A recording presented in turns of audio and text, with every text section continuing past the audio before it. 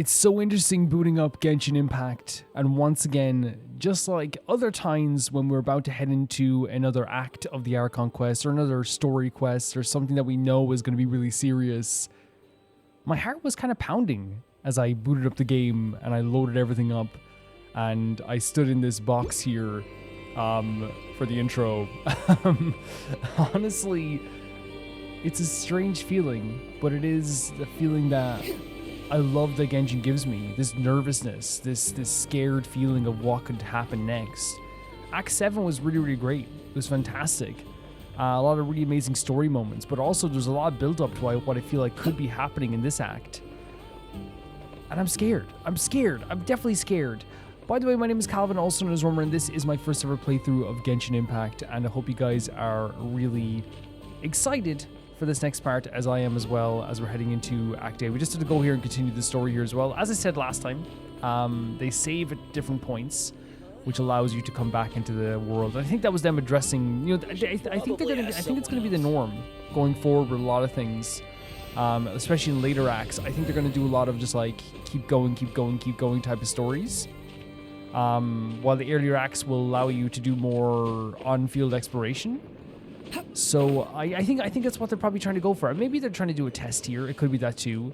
But they definitely have seen the audience reaction, because I think there's definitely a mix from what I've seen of people being like, I hate that you can't pause, in terms of gameplay pause. You have to do this like exit out the actual domain. And some people are really okay with it and actually don't have an issue with it. So I think that they were trying to like make the best of both worlds and kind of be like, okay, we'll put some save points there, which I think makes sense. I think makes perfect sense. I don't really mind, like do whatever, because I know that like even in the last one when they didn't have the save thing show up on the screen, the game still saves. But I think they just made the save more apparent because again, they didn't really say that you could save. It usually just says, don't leave because you have to go back and do everything, and that kind of scares people, understandably so. That makes people go, whoa, like I don't want to have to redo everything. But you don't usually have to redo everything. I left when I was playing as Colombina at the fair, at the festival, and it was okay too. Before we do anything, patron by the name of Sarah C.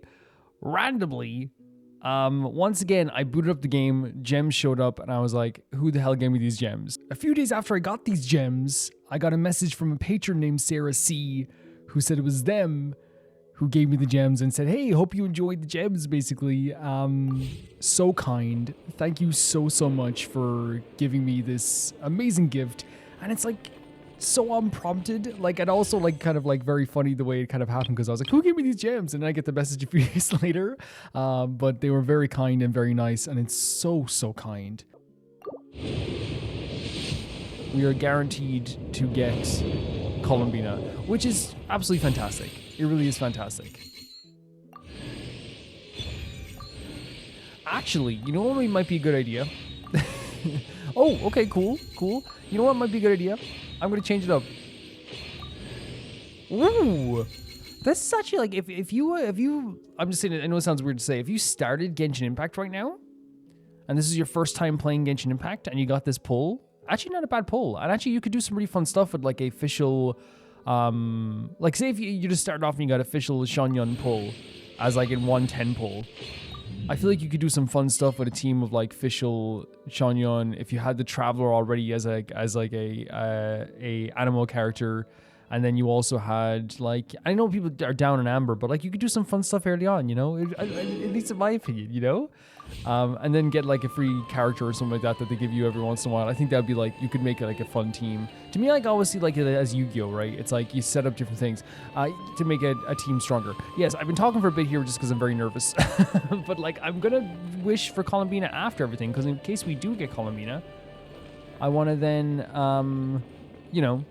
have a pick-me-up for whatever might happen here. Because the last day of the last act was, Act 6 was so sad. So it'd be nice to have a little pick-me-up after everything that's happened, honestly. Yep, right here, see?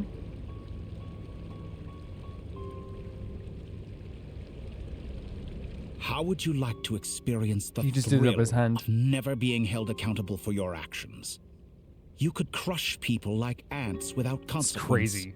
or tear off their heads or limbs as you please. This is the thing, like, this is why, like, I'm just like, so, like, instantly Act 8 starts off with him just being immoral as hell. Why don't you just kill someone? Why not just rip someone apart? You know, it's like, because I don't want to do that. Like, why would I want to do that? Believe me, such a life is but one small step away. Yeah, but like consequences are like actually good. You know what I mean? In certain cases, obviously sometimes consequences are given for people that like haven't done anything wrong. But you know what I mean? Like consequences for ripping someone's limbs off, I kind of like agree with, you know? So sue me, you know? Me making a brave statement. I think ripping off people's limbs is not very cool. What point is he trying to make? Freedom? But the freedom to kill?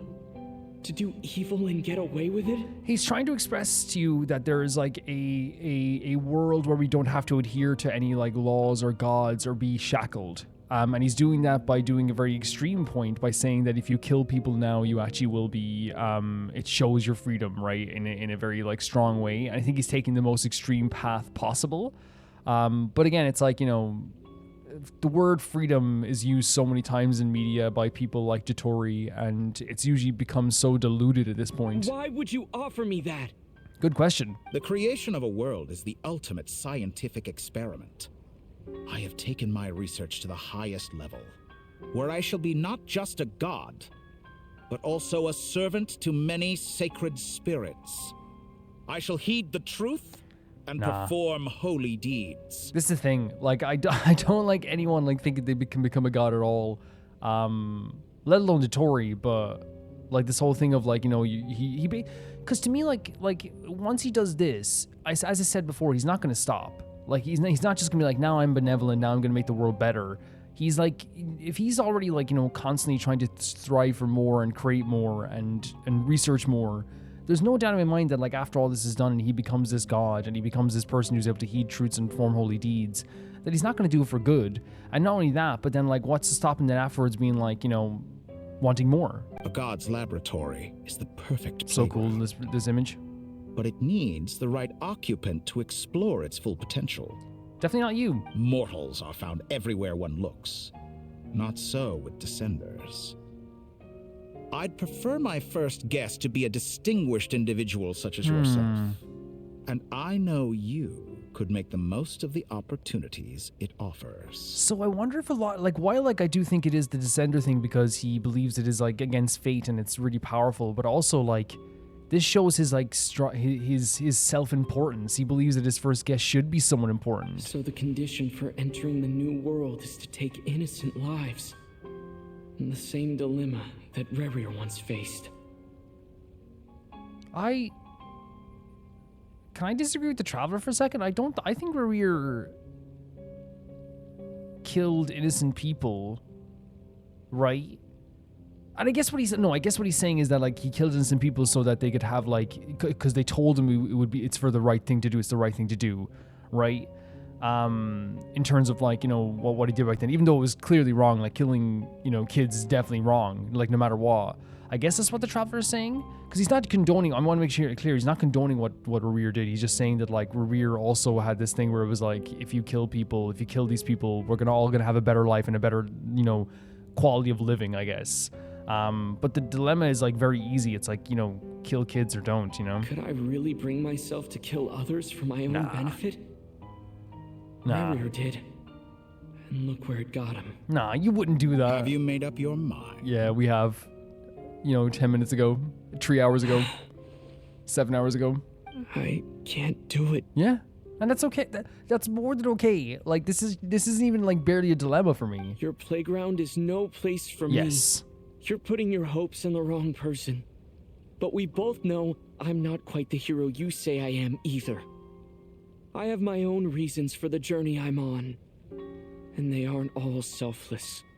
Yeah, and we're trying to find our sister, 110%. We're trying to make ourselves happy by finding your sister. This isn't a bad thing. It's not a bad thing at all to have a little, I don't even call it selfishness, but like something that you want for yourself. You've grown a lot since we last met, but there are still things you are unwilling to compromise on. This will only hinder you. This whole idea of compromise for Dottore is actually meet me. It's actually him saying, actually, you know, you're gonna have to meet me 90% away and come to my thinking, and I'll give you 5% of your own feelings. Compromise is supposed to be equality. It's supposed to be like, you know, two people trying to compromise on like what their beliefs are, or not even what their beliefs are, but like you know, just you do one thing and then, okay, then I'll do this and that's fine. We'll compromise on that. Dottore's compromise is you adhere to my beliefs. Like, you know, it Why doesn't don't make sense. I lower my requirements a little as a gesture of goodwill? Dude, I'll give you a little you're not time getting it. to learn to be a less noble soul. That'll make things much easier for What? He said, well, I'll give you time to be evil. I really doubt I could live that sort of life. I know you wouldn't. You are the most virtuous hero in this world. And yet you already sound less defiant than a moment ago. The benefits Stop. appeal to you because you can read the signs of the times. Even if the Traveler's voice is shaky, I know he's not going to accept this deal. I've known this since the start. We've said this since the start. He's not going to accept Dottore's deals. He's not going to join up with Why don't we Dottore. return to my research facility? Your last visit was so rushed. There is much that I have yet to show you. Like, I'd be like, okay, can I go now? Can I leave? Oh? What? Now to that question. We're just starting. I What? Heroes don't attack from behind. Oh my god. This is most Incredible. I freaking love the Traveler. Oh my god, look at them. No. This is amazing. This is amazing. I freaking love him. I love the Traveler so much. Oh, what is he doing with all these powers as well? Look at this. Look at this. With his freaking Hydro powers. Very freaking cool. Oh my god, he's blowing up with animal power? Holy freaking hell. Again, as I say, when the Traveler's cool, he's cool. Did he? Oh no. He tried to grab one of the moons. now then. Oh no.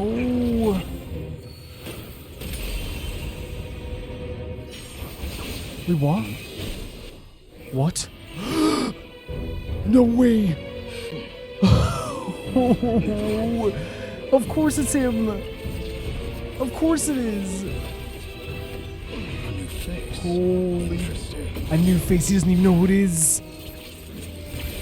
Oh, but he knows you. Look at him, he's like dashed, he's like a freaking superhero. And there's Jordan Albedo too. Oh my god, Vaughn saves us again.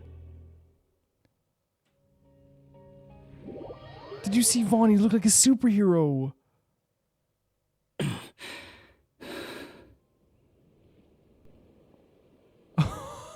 We're starting Act 8.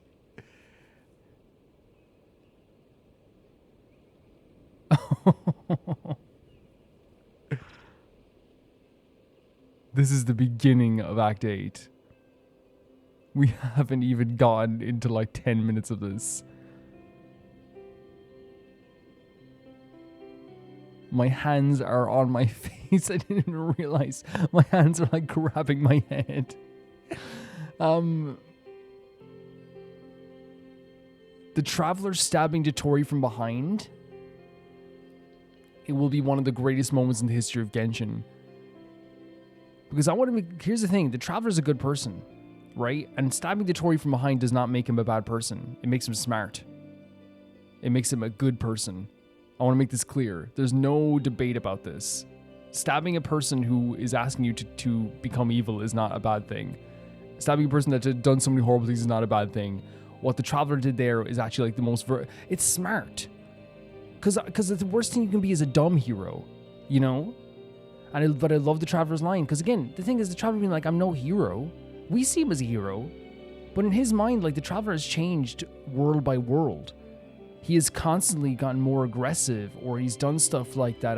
If a bad guy is being bad, like remember just recently in Efa quests, he didn't hesitate. He ran towards the bad guys and tried to cut them in two, not knowing that they were like fake bad guys. and not actual humans, he was so willing to be like, I'm going to cut them down. Because he understands that you can't just be the saintly hero. You can be a hero, but you can't be the hands clasped praying all the time hero and survive in this world. Genshin is a violent world. You can't just be the one who goes like, I'm not going to hurt anybody, no matter what. You know, it doesn't work like that. Stabbing the doctor from behind is smart, and it makes me want to love the Traveler even more. Vaughn saving us, once again, is such an amazing story point. Not only to show that Vaughn is once again showcasing why he is different than he was before, why he is growing, why he's trying to go towards redemption, why he's trying his best to prove to himself and to everyone around him, and to like make himself and everyone else probably feel better as well about this whole situation, because he is growing from the situations that he had before in his life.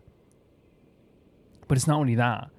The face-off to Dottore means something. It's so crazy how it means something to us. It means something to Vaughn. It means nothing to Dottore. He doesn't know him.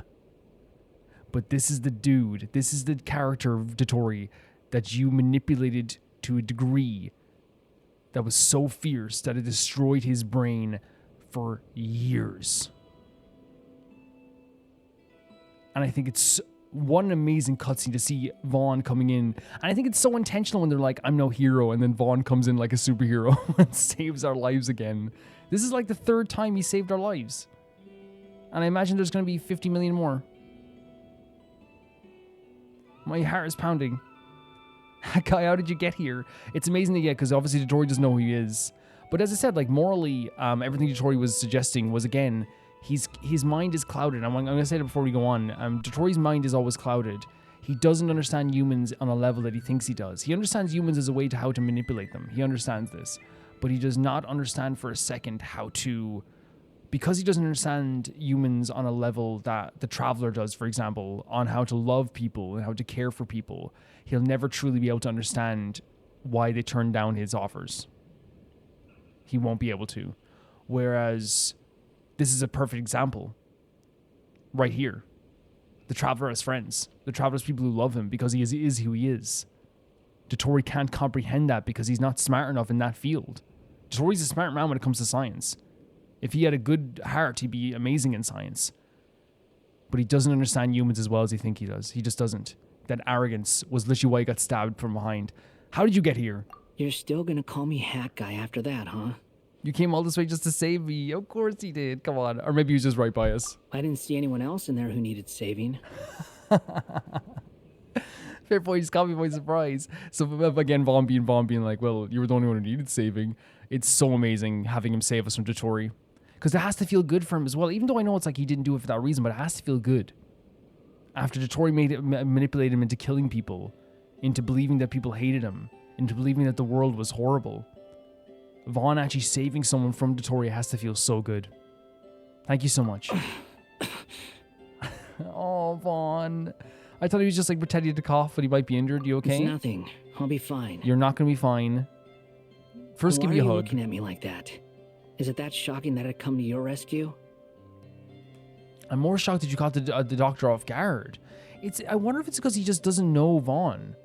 And since Vaughn is technically a quote-unquote puppet, I wonder if that's to do with it as well. I owed you a favor back in Sumeru. Now we're even. Vaughn, you saved us in the summer event. I think he's forgotten. We were literally plummeting to our deaths and he came in and carried us all to safety. We owe you two things now. Distracting Dottore was tough. I won't lie. He's not gonna fall for the same trick twice. No. That was my one shot. I'd hoped to use it to take him out. That's the thing. Dottore's not dumb when it comes to his surroundings. 100%. There's a reason why he's able to stay hidden for so long. Ugh. I never wanted to obliterate someone more than I do right now. Same. And I would let you. Dottore doesn't recognize me, but his segments were originally made based on an analysis of my operational principles. His segments? You mean these things? I expect it's only a matter of time before he figures out what I am. That's terrifying. Dottore is terrifying. So Dottore doesn't recognize Wanderer because he deleted himself from Irminsul. The same thing as like all the other two members. Did he really miss his only chance for revenge by saving me? And that's huge. That's also, again, I want to be clear. Vaughn's revenge on Dottore is so welcomed and it's allowed. You know what I mean? If Vaughn stomped Dottore to death in that moment, I'd be cheering him on, right? But the thing is, this is also a situation where this is the game showcasing that, like, the one thing he desired more than anything was to get revenge on Dottore. Or was it? Because I think his desire for friendship and to now live in this world where he is loved is much stronger, as we've seen many, many times. And his love for the Traveler and the people around him now. That's a big step for Vaughn. Instead of violence, he chose protection. That's huge. It is huge. 100%. Why the long face? Hey, I'm not blaming you, Oh my okay? god, his soft voice. And I'm not complaining either. Rescuing you and killing Dottore are equally important goals. This is what I'm talking. Look at this boy. Oh my god. Everyone would be pretty stuck without you. It's best you live to fight another day. Oh god. And he's, you know, he's so correct as well, because like how when we like went missing, what was the first thing people said? We're down the Traveler in Colombina. Not just we're down Colombina, we don't have the Traveler with us. Vaughn being so smart not only to realize that we're needed, but also like to have the priority of saving us along with killing Dottore is absolutely beautiful. How are you holding up? Are you all right? Hat guy said to put safety first, so we agreed to run as far away as we this is could so after amazing. leaving the energy field and only meet up once it was safe. You don't look injured. It seems that Dottore didn't do anything to you. Yeah, I'm fine, guys. Thanks. This is so beautiful. This is so beautiful. And again, when I say like the world always feels so alive, the fact that Albedo is still saving her butt, even this, not saving her butt, but like, you know, still helping us out this like late into the game, you know what I mean? Although some RPGs like would have like them never show up again, you know? But they're still here helping us. All right. Rescue operation complete. Let's head back. Dude, like Vaughn has saved our lives now by carrying us twice, at the very least. At the very least. There's a lot more work to be done before this is over.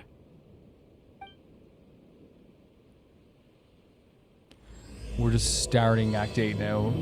This is going to be long. It might be 3 parts. It might be a 3-part series. We're going straight back into this stuff as well. Find a way to make a breakthrough. We're going to meet up with Paimon again. That's a huge moment. Understood. I will bear the Tsaritsa's decree in mind. So the decree was if he poses a threat, you can eliminate him, which again he already has, in my opinion. His actions have led to the other 2 members getting attacked, so to me that's like, yeah, he can go. I don't see what's so awesome about it, though. Does he really think everyone else is as immature as him? I'm not stooping to Tartaglia's level. Wait, Tartaglia called it awesome? I thought you might say that. How's your progress? This is so cool seeing them having, like, I know they're not having tea. Well, they are having tea together, technically. Quite promising, actually. That alchemist Albedo gave me a few ideas. Remember how I asked you to look up some files for me? That stuff on the Nazitzenzkreuz Institute.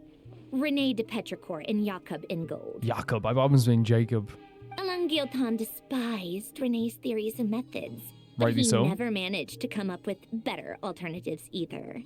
So I adopted some of René's ideas. Hopefully only some. But I actually think the Marionette's very smart, so. I thought Alain was like a father to you. He and Renee were mortal enemies, were they Look at not? the split screen. And what would you say if Linny and his friends one day learned something useful from someone you utterly detested? I think the Knave would support it. I think the Knave would be like, that's actually pretty smart to only utilize the good stuff. I would applaud them Yeah. for it. That would mean that they have surpassed me. And again, the Knave cares so much for the House of the Heart members. You know, it's true. Like, I think the Knave does have the personality. The idea of, like, yeah, like, taking the good stuff, not just all the crazy stuff. For all we know, Alain Guillotin might have thought the same thing. Not that it matters, though. He's dead, and I'm alive. So it's my call to make. He's in the ground. I love that Marionette, like, has, like, you can tell she has, like, a respect for, like, a lot of people in this world, but she'll always talk about them disrespectfully sometimes, you know? Once you die, it doesn't matter how great you were in life. Only the living get to decide what happens next. Fair enough. Absolutely fair enough. Oh Hey, my come on out. They're back. god. Huh? Everyone jumping up. Look at this. Everyone's gonna be so shocked. You're back? And your head's still screwed on? And you still have all your limbs? She was thinking that Dottore was gonna do this. What does it look like? Way to keep your composure, madam. Madam? It's so weird because like Vaughn knows all these Fatui members, you know, he's been at meetings with them before, but like he just has to talk about them to them like as they're like new acquaintances. Excuse you. I am perfectly composed. Hey everyone, I'm back. Glad you're okay. Where's Paimon? Is she still at the in Natlan? But they showed her picture there. Yes, it's a huge relief. Sorry for making you all worry. Yeah, I stabbed Dottore in the back. It was awesome. Worry? Oh, yeah, right. You think we, the Fatui, were worried about you? I got more friends in the Fatui than most places at this stage. So yes, I know that you were worried that we, at the very least, that we were a powerful force that you needed to have back. I know the Knave actually respects us. I know Tartaglia actually would have killed for us. I know Vaughn came in to swoop in and save us. I know if the captain was alive, he also would have done a lot to help us too.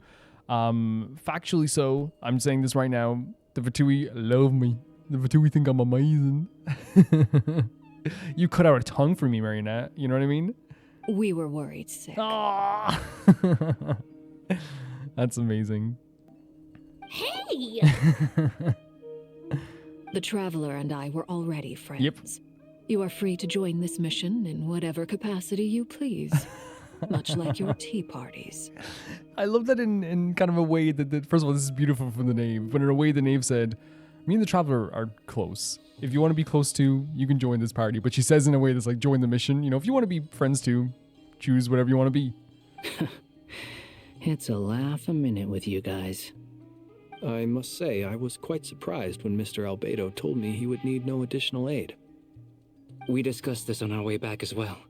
I am rarely so unequivocal, but in this case, we had full confidence in Hat Guy. That's the thing as well. Like, I think sometimes we get so caught up on the rankings of the Fatui members, because sometimes, like, when people talk about the Marionette, they talk about her being such a low-ranking Fatui member, but, like, even a low-ranking Fatui Harbinger is pretty good. And, like, Vaughn was, like, powerful as heck as a Fatui Harbinger, and he's only gotten better.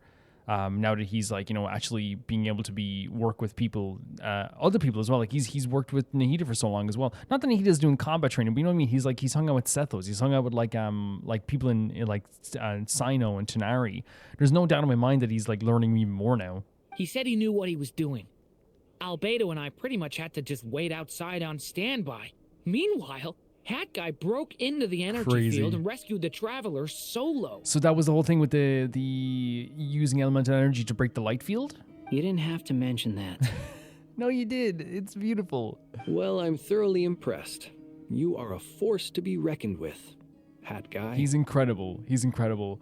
I like it's I know, like, for a second there I was like, what if they like actually said Vaughn, but that would take so much voice acting. They'd have to get everyone's names and get every voice actor to say every name. Is he back? Is he really back? Oh, Paimon. Traveler!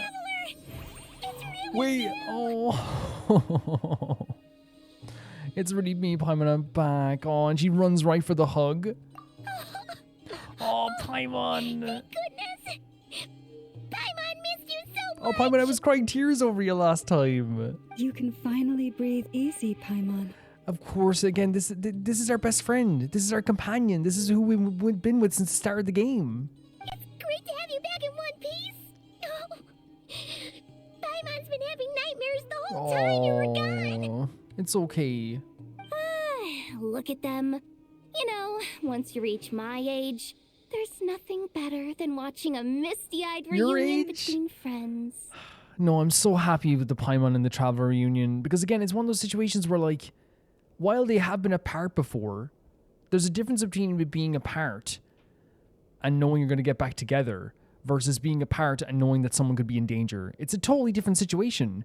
And so, like, this relief that she's feeling is, he's alive, he's okay, we're actually okay. Because again, the thought in your head is when he's with Dottore is, and everyone had this thought, the Marionette had this thought as well, is he going to be okay? Is he going to survive this? Because Dottore's no slouch. He's no slouch when it comes to combat. He's no slouch when it comes to how powerful he is. It's nothing. Same goes when you get to my age, too. I bet Ino and Anefa would be tearing up as well if they were here. This whole thing of get to my age, man. I'm gonna be like 80 and I'll cry over Paimon and the Traveler, you know what I mean? I'm just overjoyed now, my body is buzzing. Excuse me. But I was crying last time. Holy hell. But right now, I'm just so buzzing. I'm just in such a vibrant mood that I don't think I would be able to cry right now, to be honest. So don't do anything sad, Genshin, for a bit. Because I actually like letting it out. I like being emotionally connected in tears. So don't do anything sad. Keep happiness for the next, 2 hours at least, if you could. For the rest of this recording session, let's keep it happy. Varka, I'm not sure Anefa can cry. Initiate crying mode. Oh, yeah, good point. Hey, your eyes are looking a little red and puffy. Come here. Let's hug it out. What? Ew, no. Ew. No, thank you. You're not my dad, okay? Knock it off. I love the ooh. Everyone, I'm sorry for all the trouble I caused you. Trouble? But the silver lining is, I didn't come away from this ordeal empty-handed. While I was being held captive, I learned a lot about Dottore's current capabilities. Yes, you're so right. And what he plans to do with them. He's so correct. Allow me to explain. We saw what he could do. We saw the stuff he was doing. It's terrifying. Get ready for this. I was floating upside down. He lifted me up in a chair. The 3 moon goddesses were even more powerful than we imagined. No wonder Dottore believes himself to be equal to the gods.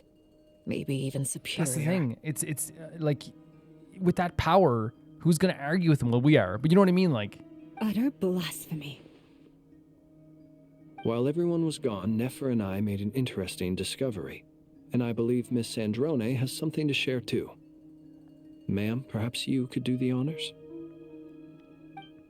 Sandrone explains Colombina's situation and shares the findings in her research so far. Yeah, everyone was doing their job, right? Oh my god. Getting rid of a pesky course you always with the cat troublemaker already. like her is like trying to clean up after a crumbly cake. It always comes back to haunt you. Oh my god, look at the Traveler's face. And again, this is huge because again, while we all realized that Colombina was alive, the Traveler didn't know this. Our next step is to find a way to bring her back. 100%. I like the analogy though the marionette said about the crumbly cake too. A place where time flows backwards, with no destination in sight. Surely it must have been created for a specific purpose. But I fear the answers are buried deep in Tevat's history, held by great powers beyond our reach. It sounds like she's on a specific path through time, just traveling in the opposite direction to us. Yeah, and we saw that she went all the way back to when she gave Lunatar to the Traveler. The question is, where does that path lead? She's right here. Or will it keep going to infinity? There's a part of her right there behind Albedo. We considered that question as well. Strictly speaking, time is not infinite. Indeed not. Every road has an end. Was she always sitting there and just didn't notice? You sure love quietly sneaking in mid-conversation. Because I was like, wait, what? I do, in fact. It's something I've always done at our mages' tea parties. Quiet, mysterious, and persuasive. They said, remember, oh my god. This is why I could never tell her not to speak, or to yap. Absolute sweetheart. You wonder what lies at the end of her road. Well, just as the world has a beginning and an end, so too does time. And so, the end of the road is the moment that Tevat was born. Wait, do you want us to go there? But where Miss Colombina will end up along this road, that depends on where this particular river of reverse time began. What about the original moons and the moon goddesses? Do they have a beginning too? All things do. Yeah, it just seems like with time, everything has to have a beginning, right? It's like that phrase that Farnsworth said in Futurama, everything's somewhere, Everything has to have a purpose, everything has to have a beginning, everything has to have a start and an end. In the beginning, no moons adorned the sky. It was the Dragon King Nibelung who raised the 3 moons into the heavens, and thus were the moon goddesses born. Yeah. They were shadows of the planet, born to wield Nibelung's authority and oversee the world on his behalf. They were extensions of his will, manifestations of his majesty. But then one day, They disappeared just as suddenly as they had once been brought into being. Nobody knew where they had gone. Whoa. Are we transitioning back to Colombina already? I shouldn't say already, we've been playing this for like 40 minutes. Like I thought. No more paths back to reality have emerged since. Yeah, so again, I love the way that they're presenting this story before we go into the Colombina stuff. Like, I love the direction, I love the story writing, but even like having N, you know, talk about the stuff with the moon goddesses again, and no one knows where the moon goddesses went. No one knows where they went, or they just one day they were just not there. I think it adds heaviness to it, because I think like while you could read this in a book and that would still be like something impressive, I think they utilize the Hex and Circle characters not only just in a way to make them like really fun characters and stuff like this too. They've always used the Hex and Circle characters as a way to emphasize really heavier parts of the story. We saw that in a version of Genesis. We see that with Alice all the time, and they're doing it with N as well. I think they know that how much respect. I think there's a universal respect for the Hex and Circle members from fans as well. So I think it's also like a meta intelligence that is there, but it's also like good writing, in my opinion. But how can I be sure that I'm going the right way without scenes from reality to keep me on track? This must be so scary, man. I can't even be sure of how long I've been walking for. The further I travel, the less stable this space becomes. There are even moments where I can sense something that feels like abyssal energy. Terrifying. They can just materialize out of thin air. I have to keep my wits about me. Right. Once again, having to keep our wits about us. And this world is very, very, serious. Oh, look at that. Do we have to head over there? Investigate the anomaly ahead. Oh, there. Okay, so I guess it's just abyssal stuff dropping just to showcase that there is abyssal stuff around here. Because look, there's some over there as well. Are you joking? Are you joking?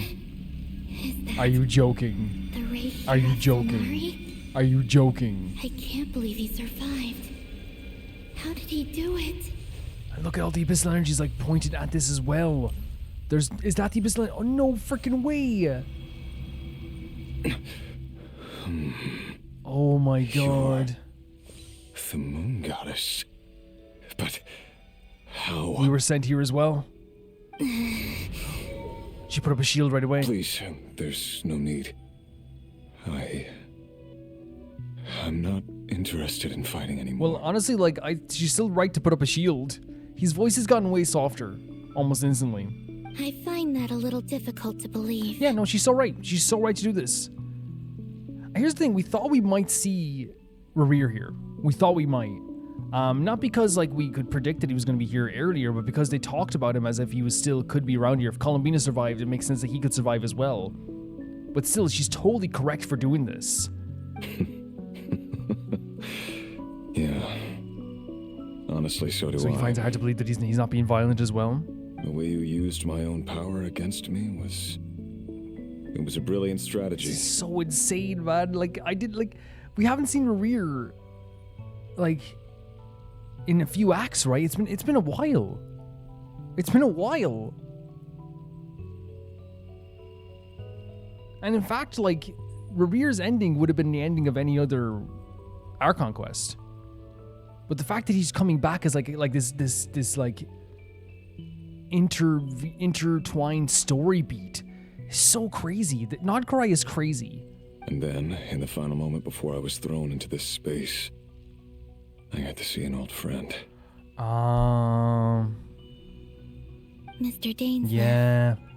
It's so weird because all this time he was so aggressive, so angry. Remember when he did see Dainsleif? It was almost like the world stopped for him in that moment. Right. It was so long ago now. But we were friends once. Yeah. And he talked about you very highly at one point. When I first got here, I was filled with hatred, remorse, and rage. You've done some horrific things, some absolutely horrific things. How I cursed and devoured. I tore everything here apart. I was consumed by the desire to leave this place and have my vengeance. You can tell that there's like, yeah, the bubbling frustration in his voice even. You can, like, the voice actor is fantastic, but then the voice acting in Genshin is always fantastic. But again, I can't believe we're just staring at Rächer once again. But to no avail.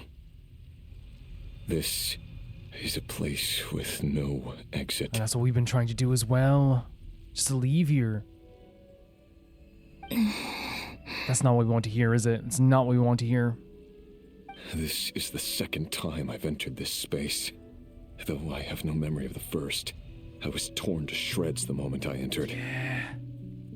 And that must be crazy to be like fully whole when you're here the second time. But this time I survived. It must be partly because of this new body, and partly because of all the Kuvaki I absorbed in Krai. Are you the source of the abyssal power in here? That would make sense, right? Not all of it. Not all of it. Some is from when I first arrived here and tried to destroy everything. That is a vision I can see. I can see Rächer getting sent here. One of the sinners. There was already a degree of abyssal power here before I entered. And like a venomous snake baking in the merciless sun, it tried to slither into my So he's shadow. drawn to him as well. But I was just going to say, I can imagine him like him trying to tear this place apart. Because again, his frustration isn't just going to leave him just because he got defeated. He was trying to murder people so intently. Tried to. So, you rejected Yeah, it? that's huge. Yes. Because after that, the world suddenly became silent for a moment. What do you mean? Is it because there's so many voices raging in his head, a tempest inside of his soul, and then all of a sudden, everything finally went quiet? The voices in my head. There we go. They were gone. There we go. The rage that he was in could only be caused by an uncontrollable anger and frustration that's inwards put outwards, right? And that's what it was. It was an inward anger and frustration and torment that was put upon other people as well. And then I saw her. Tholindis? Her? Tholindis. My former lover. Mm-hmm. This is crazy. I cannot believe we're seeing this again. I cannot believe there's a world where Rächer and Colombina are standing across from each other and there's not lights flashing in a gigantic battle. Never mentioned that she saw a memory of Tholindis leaping into the moon's reflection. More precisely, I saw her after image. I'm sure the real her is long gone. She was just an ordinary Conrian. She couldn't have survived here for very long. Anyway, why have you come here? Didn't you know it was a dead end? It's so crazy to me that the way that they're telling this story of showing the Tempest and the voices in his head calming down is having Rächer talk normally and have him talk without the growl in his voice and all this stuff as well. And I think that like it's a change that is like not hard to do, but when you do it, it's masterfully done. Like this is perfect as a way to showcase how his mind has calmed down 110%. But he's just always been like, again, even though like again what he did was absolutely horrible, I've always thought he was like a well-written character. You know? If I hadn't escaped through the moon gate, my friends would have been in far greater danger. She intentionally came here. No. I see. Because of your power. The power of a moon goddess. What?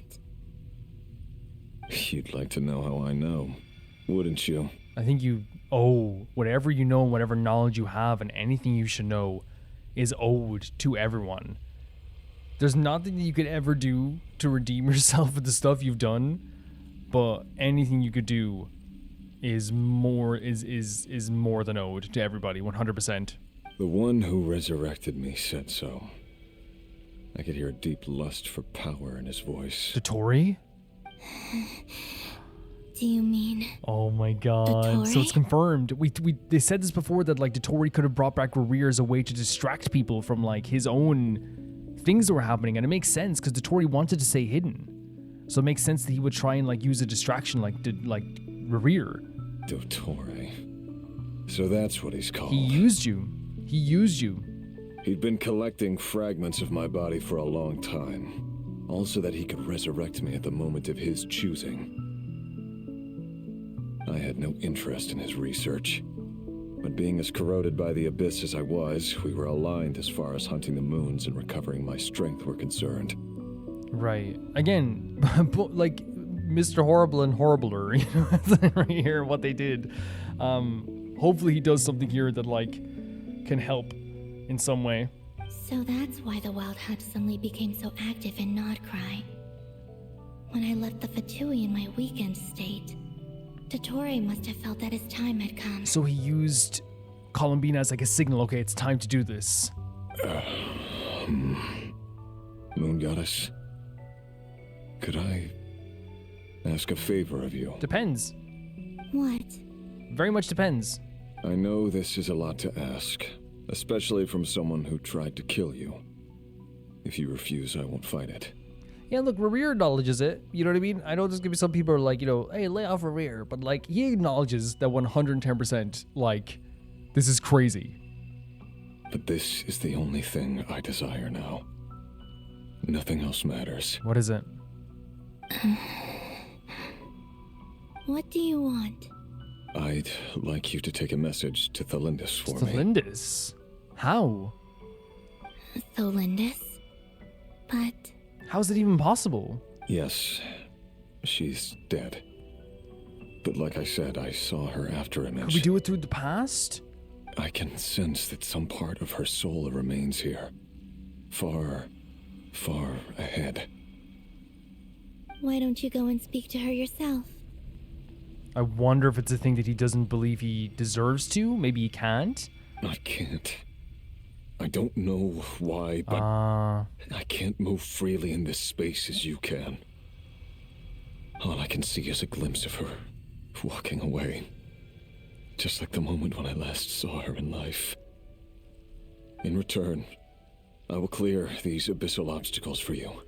Legitimately, it's kind of crazy he's making these, because from my perspective, he should just clear these obstacles anyway. You know what I mean? 100%. He owes way more than that to everybody. But this is the deal he's making. We gotta go with the deal, I guess. No, not in return. There we go. There we I'll go. clear them for you. There we go. Whether you want to help me or not. It feels like something I ought to do. Again, Genshin isn't bad with this stuff. You know what I mean? They're not bad with writing. Like, they usually answer, like, I think in my head was like, he should just do it. All the stuff he's done, he should just do it. And then they're like, yeah, he will. You know what I mean? Because again, it's the least he could do. 100%. This scene is so well done. Like, having, like, after all the fighting, after all the brutality, having us meet up with Rächer again, but in a completely different way. We've never seen Rächer like this in this form, talking like this. And especially talking to Colombina. There's, like, a tension to the scene that is actually eroding away to, like, a painful, like, not awkwardness, but a painful, like, what's the word I'm looking for? It's like, I don't know, it's like, it feels like I'm kind of like, my not my skin is crawling, but like, it feels like I'm shaky. I'm kind of like, this is such a weird feeling. But I think it's intentional. It's supposed to feel uncomfortable. It really is. Why? Yeah. Why, indeed. I've been asking myself that question a lot recently. Why did I do the things I did? A lot of bad, you know? I'm tired of it all. Tired of the person I became. People used me. And then I turned around and started using others. I hurt a lot of people. I think I grew tired of it long ago. But I wouldn't admit it to myself. And ultimately, that's how I ended up here. We saw this firsthand. Rächer would explain away to himself why he was killing kids. He would explain away, like, he would try to justify it. And what he's saying here is exactly true. This is what he would do. He wouldn't admit to himself that he was sick of doing this and he didn't want to do this, but he still did it. You know, and he tried to justify it over and over again. And that is why you ended up here, 110%. That's why you ended up going to the Moon Gate. It's why you ended up, with this frustration. And as he said, he hurt other people then after that, putting all of his own frustrations out on the rest of the world as well. 110% that's what happened. What do you wish to tell her? Colombina is a saint. An absolute saint. All of it. My past. My mistakes. Everything that happened after we were separated. Is it okay if I give her the abridged version?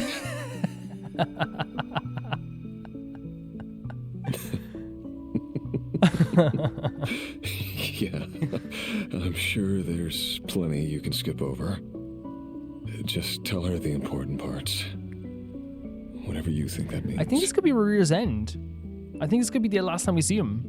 Like the part where you relentlessly tried to kill us? Yeah, we could talk about that.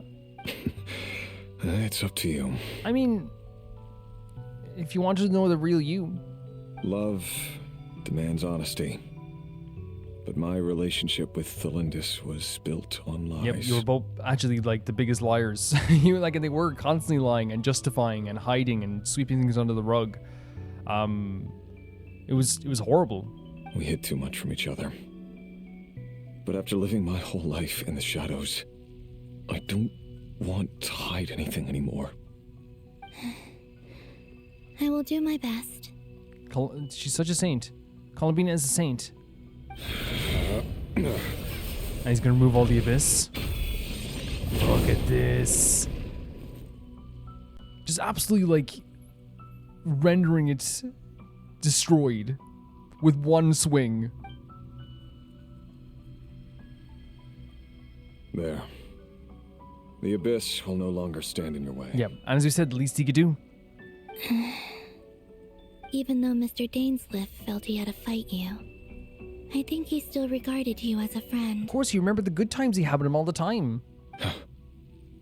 Dane? Dude, he struggled because he used to love you. He used to love you dearly. He said that you betrayed him.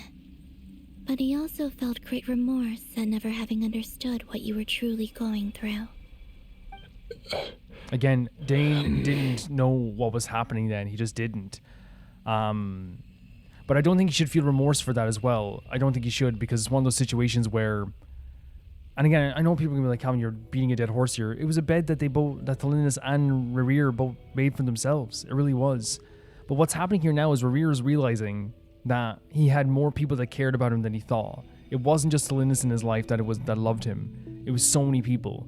And his actions led to, a betrayal of the people that truly cared about him. Why tell me this? Because if he'd known that someone could take a message to you, I believe that's what he would have said. Colombina's a saint. You know what I mean? She's a freaking saint. If this was me in the same position, it would feel kind of different. But Colombina is such a saint. Jesus Christ.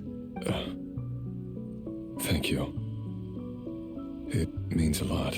What other character, after getting nearly destroyed 10 times by this one character, face to face with a dude who has killed countless children, would be yeah, buddy, you were still loved beforehand. You know what I mean?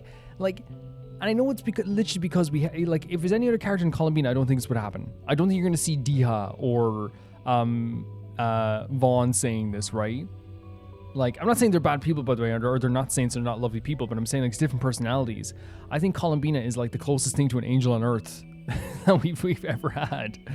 I know this will sound strange coming from me, but don't die, Moon Jesus, Goddess. man.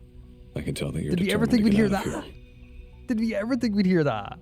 Did we ever think we'd hear Rächer saying, "Don't die, Moon Goddess," to Colombina?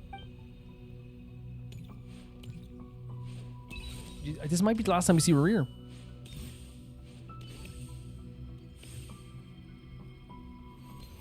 It might be the last time.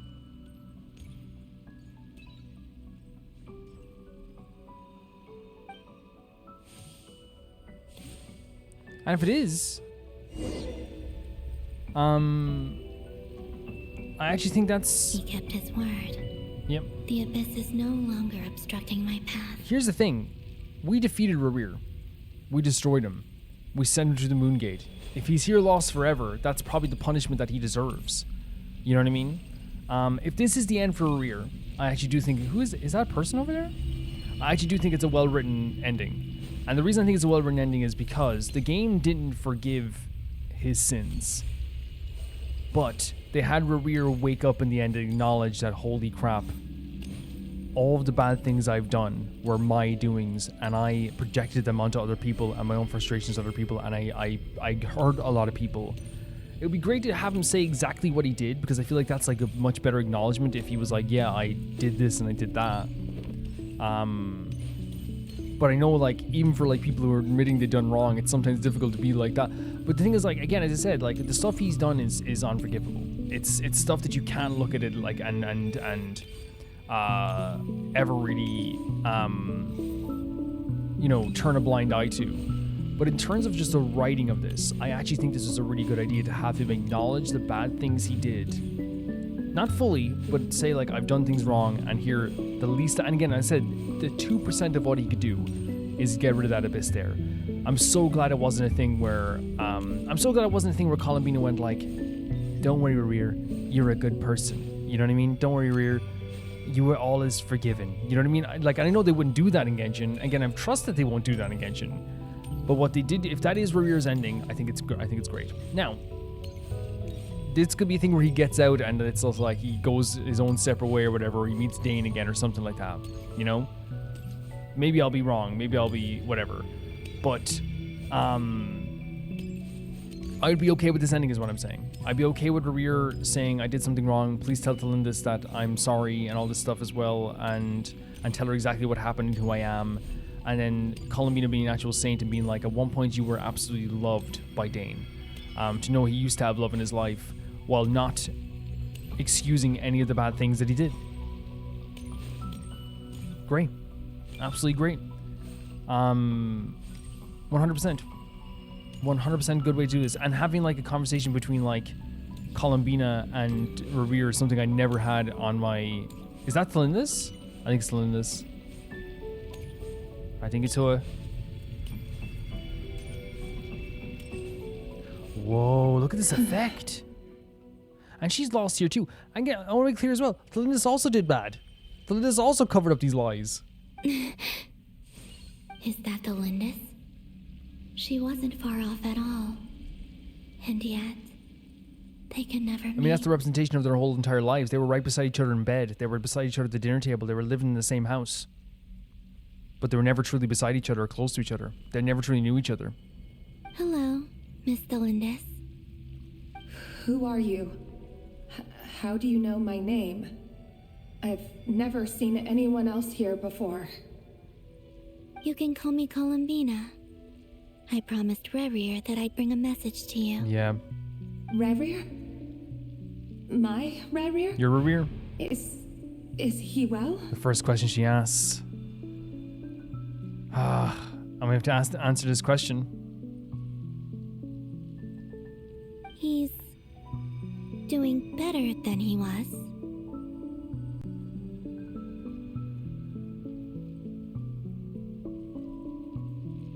Better than he was, huh? Sounds like he's had a pretty rough time. Others have had a rough time on his account too. In many cases, their time ran out. See, that's what I'm talking about. This is a perfect way of doing this. Acknowledging the emotional weight that Tholindis and Rächer have with each other, but also with Colombina saying, yeah, and he's also responsible for like a bunch of people dying and losing their lives. And I'm not just talking about the children of the Crimson Moon. Yeah, and which is a big deal. So, things got worse before they got better. Could you tell me what happened? This effect is so interesting because she feels like she's like a hologram. Are you sure you wish to know? We should explain it in detail because again, I think Rächer wants us to explain in detail because he spent so much time, or they both spent so much time lying to each other. Yes. This is my opportunity to learn the truth. No matter how hard it is to hear, I have to know. I admire your courage. However, time is short. I cannot stay here for long. So you have to give the abridged version?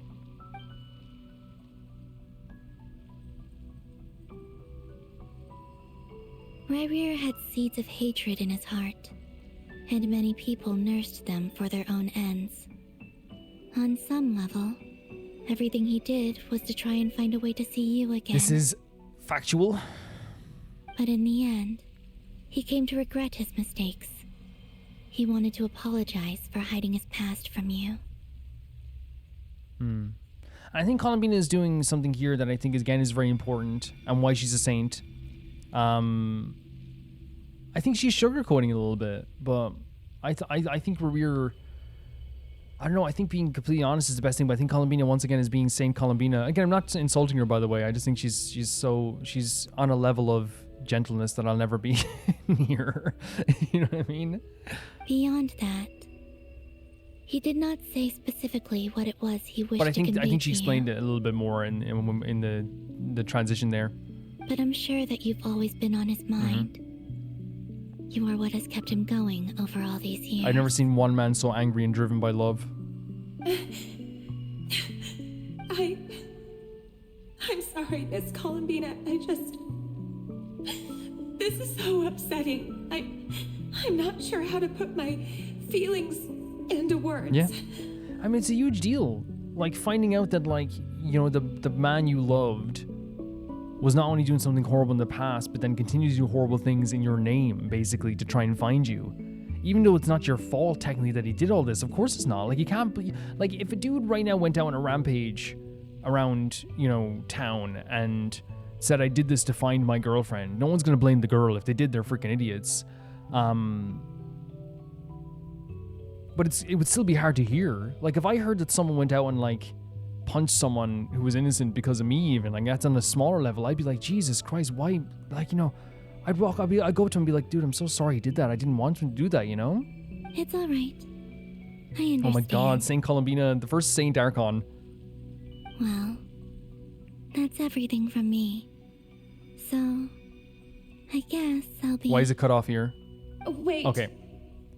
One moment. I legit thought the Rächer was gonna, like, shoot something in our direction or something. I was so scared. Time flows backwards here. The road ahead only leads further and further into Can the Tholindis past. help us here? I know.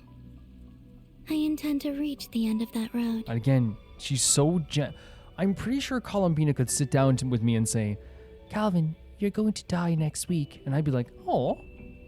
But did you not hear what I said? Yeah, but you said it in such a lovely way. Like, without a moon marrow, without the 3 moons' power, you won't make it far. Wait, unless... Are you one of the moon goddesses? She is. You could say that. You could say that. I see. I love this so much. I love these conversations getting to... Like, here's the thing. Even though, like, again, you guys know my feelings with Tholindis and Rächer, story-wise, getting to see them again is fantastic. I often think to myself, if life is like a train ride, why haven't I reached the terminus? Where am I even going? And it's not just me. It's this whole place. Wherever it is, it seems like it's existed forever. It's such a mystery. Where is it going? I must seem so ridiculous. I can't answer these basic questions, and yet I jumped right in here without hesitating, only to be torn apart the moment I entered by powerful energy currents. Only my soul remains now. Thinking back, I was suddenly overcome with fear and terror in that moment. Perhaps I too became bewitched by the abyss. I may have been the leverage it needed to control Rächer. So she sees herself as like a tool of the abyss that was used to kind of like control Rächer? I used to be a researcher at the Universitas Magistrorum in Conria, researching the iridescent moon's marrow. Eventually, I came to the conclusion that time in here flows in reverse. Right, okay. And again, she is like, you know, someone who is able to do research, so it makes sense that she would be able to like figure stuff like this out. Rächer was one of the Finster King's retainers. With me, he was in an impossible position. No. It plagued him constantly. Again, I know she wants to make this more, you know, I know in her mind, it's always going to be plaguing her that, like, she's going to feel like it was her fault that this was happening. Legitimately, I don't care what anyone says. I've said it a million times. I know, again, I'm beating a dead horse. When it comes to a choice of killing kids or not killing kids, it doesn't matter. You have to choose the right thing. No matter what. I wanted to help him escape his lot in life. I wanted him to be happy. So I thought I'd use this place to return to the past. At the time, I thought I could just go back to the day that the Vinster King first found the princess. It was only after meeting the princess that the Vinster King started going too far with his research into the abyss. That was the day all of our woes began. I thought I could stop the king from ever meeting her and solve everything. Princess means Lumine, right? I couldn't kill the Vinster King himself, so I had to find another way to save Rächer. That's why I wanted to go back, to kill the person who had brought new possibilities to our realm. If it is Lumine she's talking about, that means she wanted to get rid of Lumine so that Rächer would never turn out the way he did and she would never have met the Vinster King? I don't think you can blame Lumine for this. That's why that would also have been horrible. But again, like, I don't think Tholindis was thinking right, honestly. I'm sure it was a futile endeavor, but the abyss probably enhances the basest human desires. So I naively hoped I could change everything. So in her mind, she was like, I can do this. I can definitely do this. Because again, the abyss draws you in that way. It makes all desires you already have, and makes them, like, exasperated. Man, can you imagine if she came face to face with, again, if it is Lumine, if she came face to face with Lumine would have freaking ended her. You know what I mean? She would have, like. But I was simply too weak. Like a speck of dust against the whole universe. Look at me. I didn't even survive the journey here. Not physically, at least. Yeah, she looks way different to even Rächer, right? I know I'm never getting out of here. But you're different. You can make it, and I want to help you. I owe you that much. Again, I love that they're doing it this way. Instead of having the characters be like making deals and doing all this stuff, both Tholindis and Rächer both saying, hey, we owe you. We owe this world. We owe people. How do you plan to help me? Have you noticed the golden energy that exists here? Yes. Based on my past research and my observations since coming here, I believe they carry you forward faster. So we can use these to move forward? I can share what I've learned and help you understand the pattern in which this energy appears. It's crazy that she was just here doing research as well. That's a researcher's brain.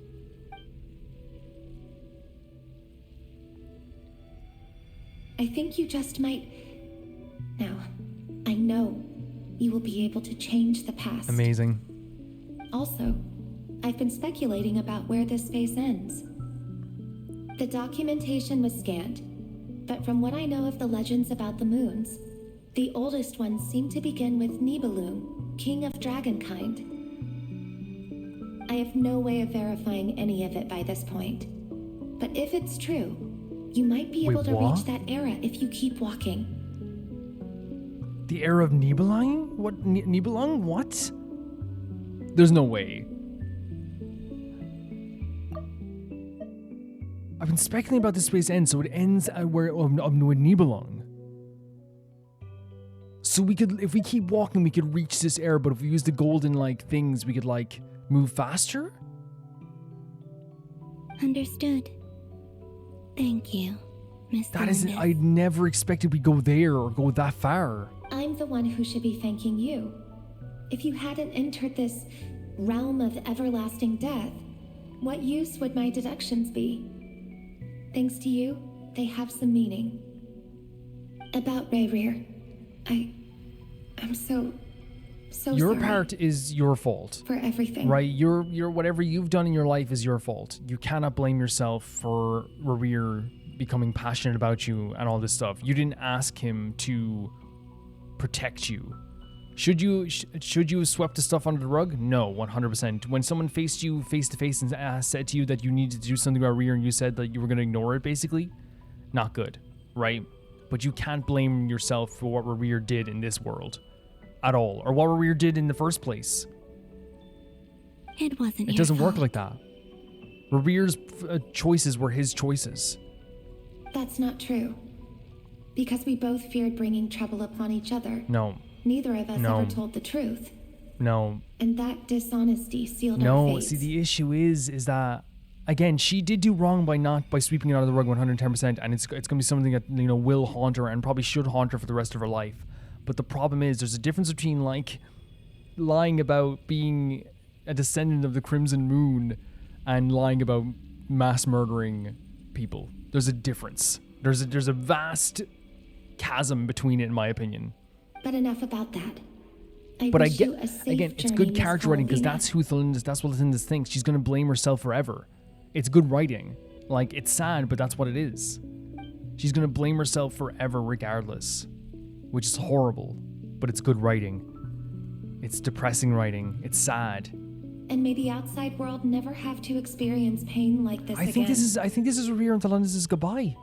I think this is their last moments. Rächer, you're there. Oh my god. I would say, like, the most horrifically horrible and messed up love story they've ever told in Genshin, right? It's crazy. I cannot see you because you exist in the future. I expect we'll be trapped in this prison Insane. of space-time for all eternity. Insane. And again, it's a good ending. Like, writing-wise, it's a great ending. But it makes my skin crawl. But please, gaze upon the past, and then sit for a while. Let's find a place to sit down together. Oh my lord. Just like Oh we my did when we lord. first met. And it's sad because before they met the Vinster King, I guarantee you they could have been a couple that would have been amazing. I guarantee you they could have been something fantastic. This is the best, and it's honestly, I applaud Genshin, because this is the best thing they're going to get after all the horrible situations that took place. Isn't that crazy? It makes me put my trust in Genshin even further. That if this is their ending, that is the best possible thing that they could do for this character writing and their story. Instead of having them have this reunion where they hug and kiss each other and they go into the real world and start living amongst the people, their ending is they're both trapped for eternity in this world. And all they can give themselves is this knowledge that hopefully in their own minds they're sitting beside their loved one as they're doing it. Acknowledging the bad things that they've done, but not being forgiven for the bad things they've done. Living here for eternity. Knowing that what they did, again, I want to make it clear, what Tholindis did was sweeping stuff under the rug. That's what she did, right? Obviously, she didn't do the direct thing that Rächer did. But again, I trust Genshin even more. I've already trusted him to tell amazing stories, but I'm so incredibly grateful that this wasn't a redemption story for Rächer. A tragic, horrible, and horrific love story ends tragically and horrifically and in a skin-crawling way. I trust Genshin even more now. I trust them even more. My worries are gone. My worries are gone. How long have I been walking? Oh, she's like... How much further till I reach You the never end? see her like this. She's always floating around the place like she's skipping. Is there even an end to be found? Everything's getting Oh blurry. no, you never see her like this. Oh no, Colombina. Did you see? Wait. Are you all right, little sister? Wait, what? Have you come from the distant future? Who is this? Who is this? No. Who is that? How exactly did the moons just disappear? What? Shouldn't it be a little harder to get rid of major creations like moons? Paimon, I adore you so much, and seeing you again is such a great feeling, but what was that? What type of bombshell are they getting ready to drop on us now as well? What was that? Who was that?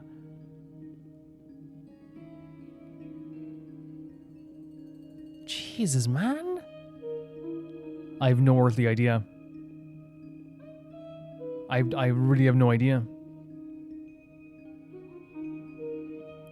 What we had there, just to say there, like we had, to me again, is I talked about it already, so I don't have to harp on it again. I think it's just unbelievably well written to have two characters that have done, one character did unbelievably horrific and horrible and sickening things, and the other one was swept under the rug. They both, as I said, lied to each other, never truly were close to each other, and in the end, their end is in an eternal, like, I don't know what you call it, memory zone, where they can never truly touch each other for real ever again.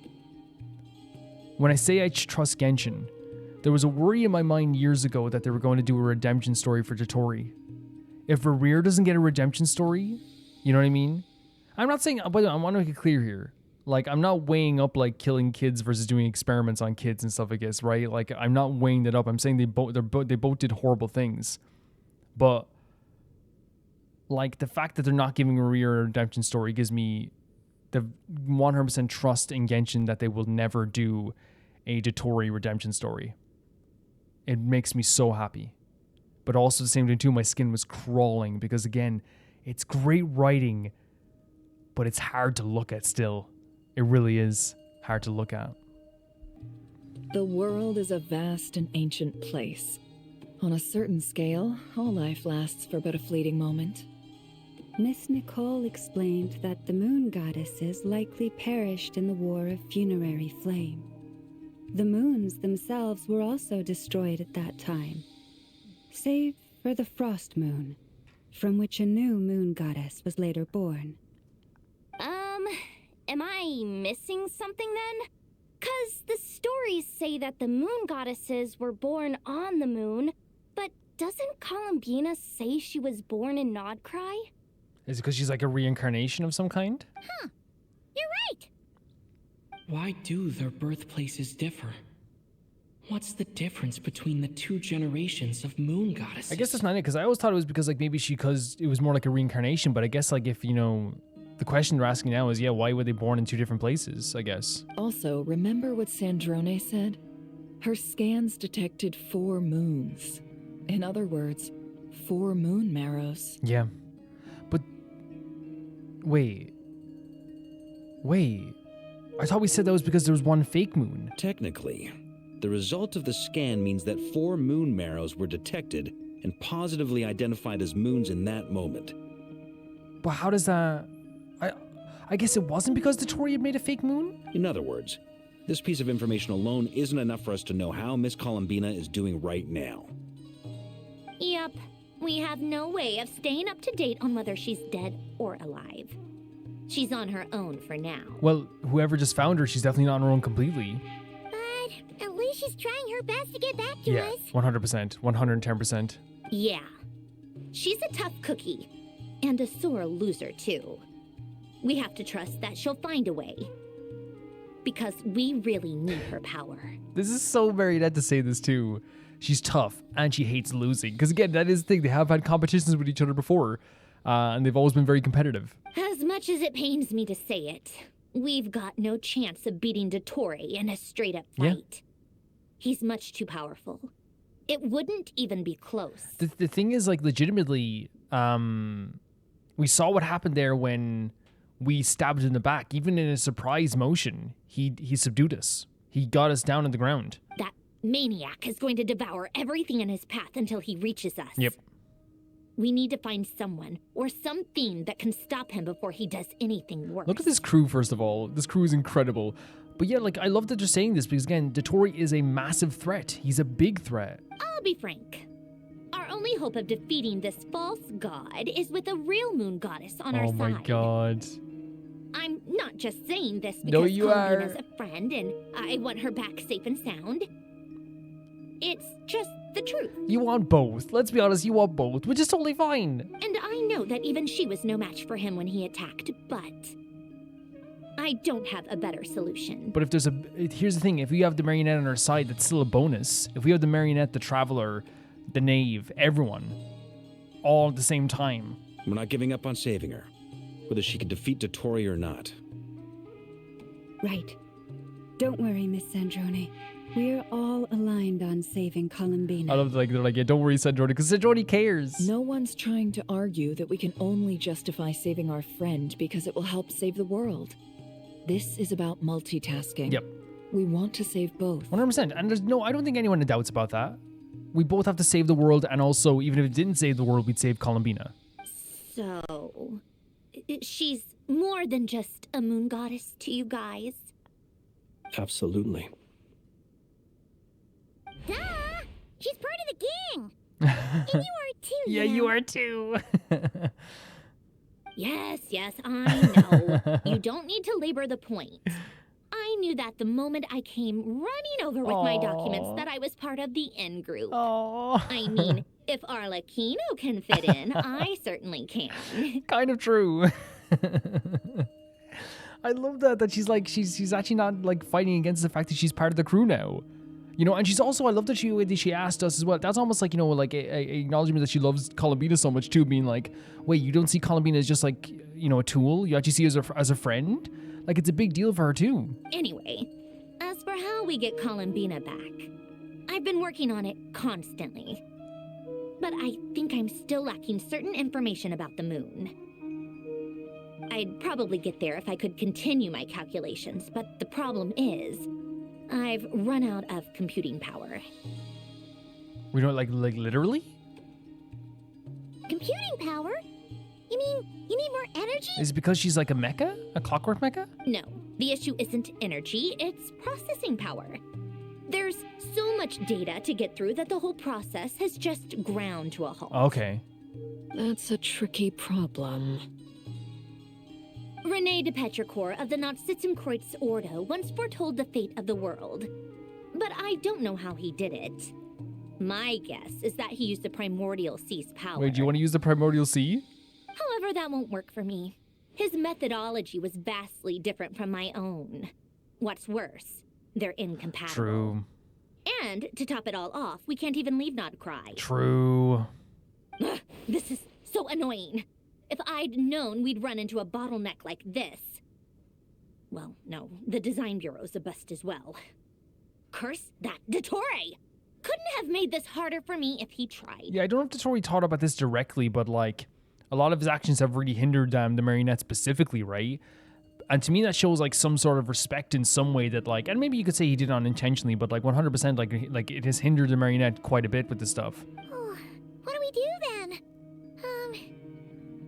How about we grab a bite to eat and take a break? Okay. Maybe something will come to mind after you've cleared your head. Here's the thing. I genuinely like always vibe with this idea because I think a lot of times when we're in a big worrying situation, a lot of times a lot of people don't want to eat, a lot of people don't want to take a break, but it leads to worse results. It really does. So sometimes like you have to take the hit, take a break, and come back to it. You don't get it, do you? I'm trying to calculate the fate of an entire No, world we understand here. this completely, but I don't think Paima's suggestion is terrible, especially when people are all being like really, really uptight. Yes, like and I don't think, and this is something that I learned in like even like other games too, like and not even in life, like you're not gonna win a championship on an empty stomach. You're not gonna win a fight on an empty stomach. You know what I mean? You're not gonna be able to. You're no good to anyone if you're nearly falling apart. And you know? I need accurate results, not vague prophecies. Where the heck am I gonna find the computing power for that? Is someone gonna know? Anyway, time to shelve the discussion on technical difficulties. Being a killjoy isn't very ladylike after all. You can do whatever you want. You can do whatever you want. Either way, we've done what we can. Rest well, everyone. Remember to let us know if anything new comes up. Yeah. No, I do think resting is very good. I don't think they changed the Knave's design, but I just think they've added like more maybe shadows to this not Krai or something, because he looks different sometimes. You okay, Vaughn? Hat guy? Is he hinting that we should talk outside? Oh, I thought it was like a little glitch for a second, because he was shaking his head a bit, right? Or maybe I was just seeing things. Let's go somewhere a little more private. Sure. All the Genshin shippers going crazy. If they cut off the game now, they can pretend what they want to go in private for. To Sumeru, right? Yes. Yeah, she mentioned she was planning to head back. She went back to see Nahida, right, and warned Nahida about this. Things aren't looking good for Krai. She's gone to spread the word so that Sumeru has a chance to prepare for the worst. It's so scary, isn't it? They've like presenting this as a worldwide problem. That's why Dottore, I think it's okay to take him out now, 100%. From what I know of Dottore, there are two possible reasons why he hasn't made a move yet. One is that he's still working through some kinks in his new powers. The other is, he wants to see how we're going to react. He'll easily devour everything eventually, so I guess he's in no rush to make it happen. Which is, I guess, like Dottore has shown massive patience because he's been in the shadows doing all this stuff for a while. So it makes sense that he's still able to have patience here as well. He's waited for years to do this. The first false god he made was me. Now it's his turn. Even though my records were erased from Irminsul, Dottore's ideas haven't changed one bit. That's just crazy because Vaughn was erased, he just picked up where he left off. You know? Picked up and like, I'm gonna do it on myself now. He once told me that becoming a god was like turning yourself into a hungry wolf or giant serpent to devour the moon. Jesus. Clearly, he began studying the moon goddess's powers long before he even tried making a god. And that's why he's such a terrifying individual. Because even though Vaughn was technically in on this plan with Dottore, he didn't know 95% of the plan. You know what I mean? Dottore keeps everything close to his chest. He's always wanted to get his greedy hands on divine authority one way or another. And in the end, he devoured the moon where I failed. Jesus, man. And you can tell this is something that is very weighing heavily on Vaughn's mind as it would be. In the desert of Sumeru, there is a chessboard built by King Deshret, also known as Al-Ahmar. I don't know if it was a real game, or if he was just trying to challenge his servants and citizens in some way. I definitely am pronouncing Al-Ahmar in the wrong. I've been saying Al-Ahmar, with kind of maybe not a C sound in the middle, but maybe I'm just wrong. But creating games and setting rules, gods do that as a matter of course. That's the kind of power Dottore craves. Yeah, he wants to be able to choose for himself. He wants to be able to decide life. He wants to be divine. He wants to make those decisions. Now he has the Trilunar Authority. His power is leagues beyond the common people. I don't think there's any point in other nations rushing to the front line. They're better off focusing on defense and hoping they can fend off any threats that spill out from Krai. This is so smart from Vaughn. This is so smart. Right, Dottore's not going to make a move yet. Everyone attacking at once leaves everyone vulnerable. Either way, Dory will inform Lesser Lord Kusanali, and she will contact the other gods in turn. Yep. And again, he will know what to do. Nahida's not stupid. By a mile, she's not stupid. The Seven will have some recourse available. If nothing else, their protection should keep the rest of the world from descending into chaos as quickly as Krai has. Terrifying and so amazing what they've done here. It makes my heart sink when they talk about all the Archons getting ready to protect each region, you know what I mean? This is really a worldwide issue, and they're driving it home, and I have this image in my head of all of them preparing for something that is going to be the worst. So on the bright side, even if Krai is doomed, your friends in other nations won't be in any immediate peril. Right. Yep. So Vaughn is trying to reassure us, but also trying to give us the severity of the situation at the same time too. That's good to know. But I'm not ready to give up on Krai yet. We're not giving up. No, of course not. There's a word for people who refuse to let anything go. It's called being greedy. I'll be greedy. Call me greedy. Maybe it sounds greedy to you, and probably naive too. But whatever you call it, that's what gives me the determination to keep fighting. Love it. Absolutely love it. Battles are fleeting, but the will to fight is a long-term commitment. Give up for even a moment, and your resolve will shatter.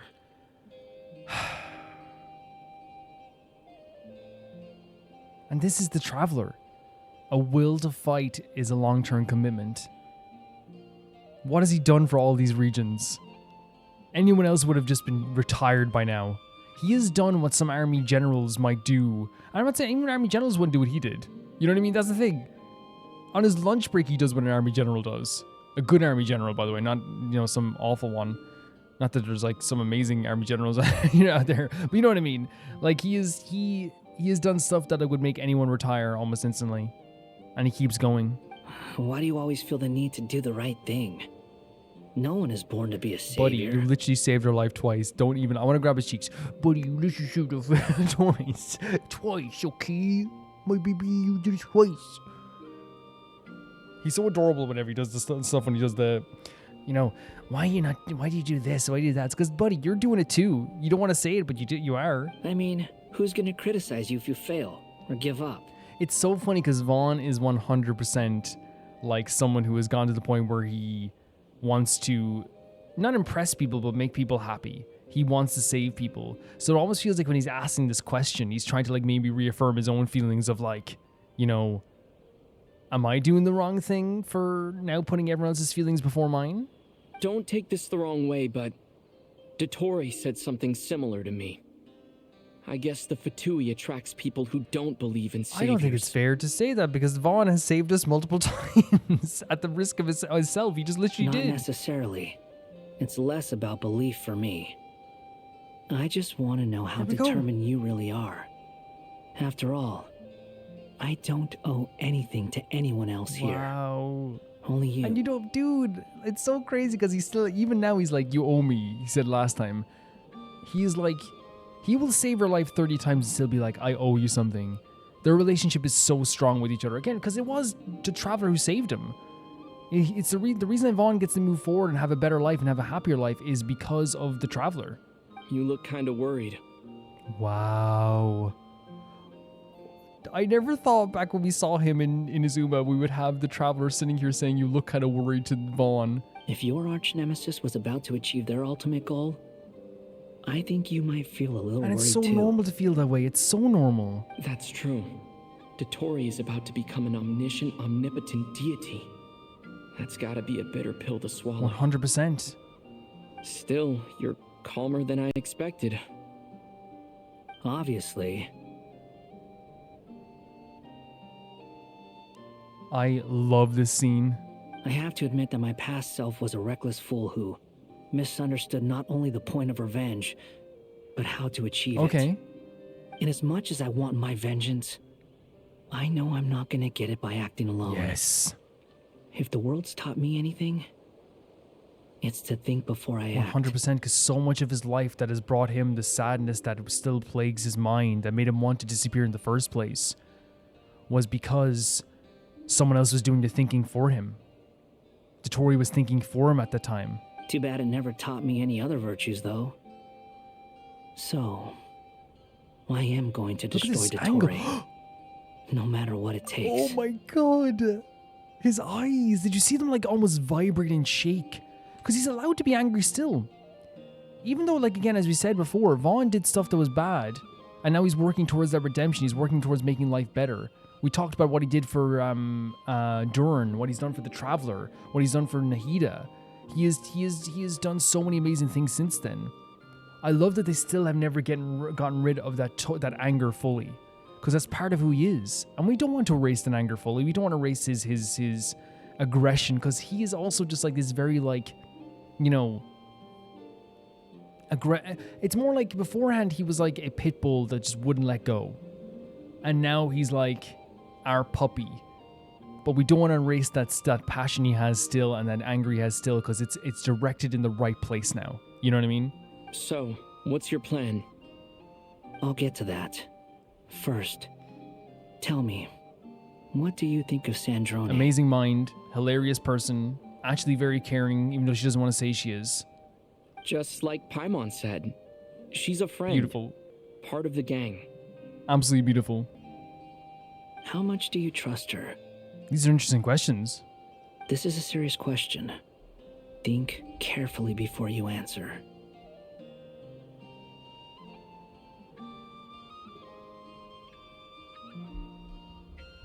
I wonder what he's getting at here. I wonder what he's getting at when it comes to this question. Is it because she's still a Fatui member, or? Although she's with the Fatui, she has her own values, and she's helped us a lot. If nothing else, she's clearly going the extra mile for Colombina. Yeah, and she hates Dottore more than anybody. Maybe not more than Vaughn, but like she's outwardly talks about how much she hates Dottore more than anyone. I see no reason not to trust her. Okay. If you say so. In that case, the three of us need to talk. I have some thoughts about her computing problem. Yeah? I absolutely adore, by the way, look at this thing going crazy in the background.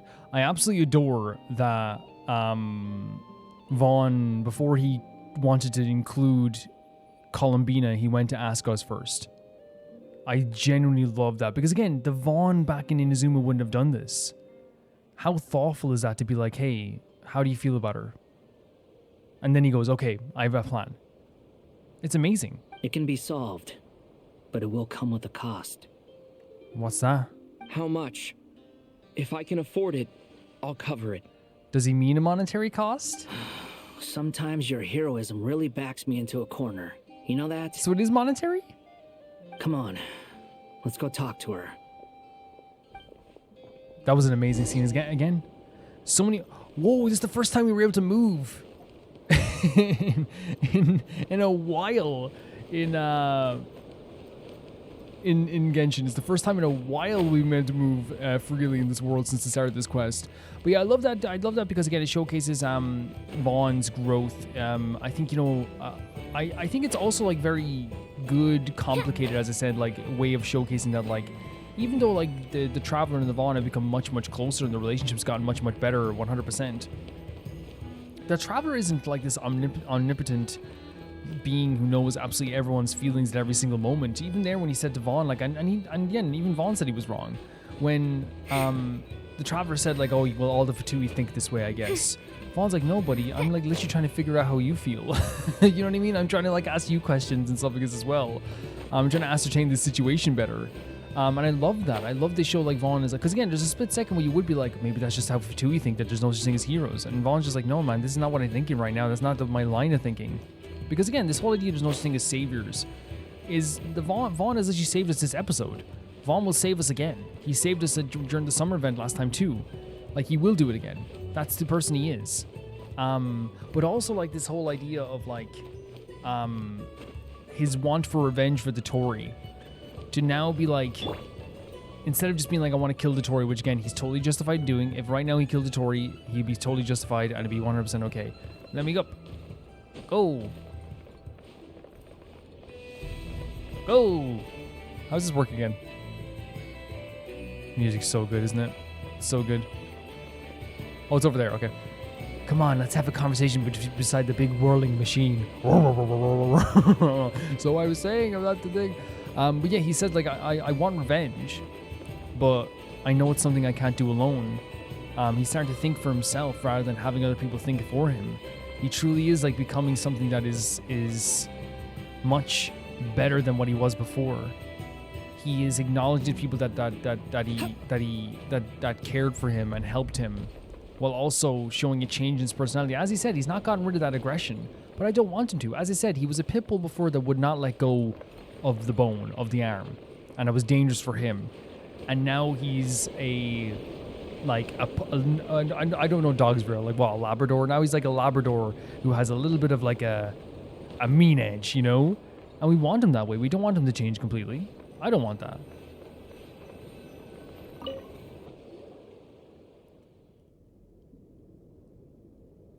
Oh, Miss here's the mic, sorry guys. Traveler. Hey there. Paimon's here too.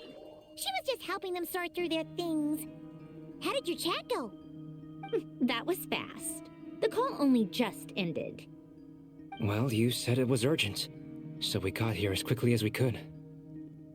Albedo, I have some alchemy questions for you. So it's gonna be centered on alchemy? I see. Looks like my knowledge proved useful after all. Albedo examines Sandroni's notes.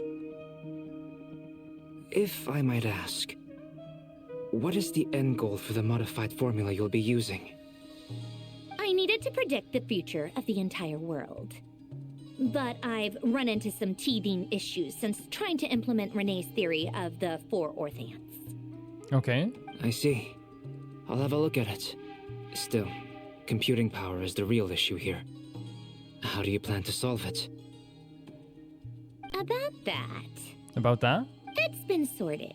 How do they sort it? Oh, with the Traveler's help? You overestimate Albedo. Albedo's like, was it him? Actually, you're not wrong. He found the person with the solution. How did Vaughn sort this? I'm really curious. Was it Hat Guy? Oh, Durin guessed it in one go? Yeah, it was him. Wow! Go, Hat Guy! Seems like all that time studying at the academia is paying off big time. I mean, he's way smarter, but not just because he was dumb before, but because he's thinking for himself. But where is he? Wasn't he the one who asked Albedo and I to come here? So it was Vaughn who asked him to come here, okay. Come with me.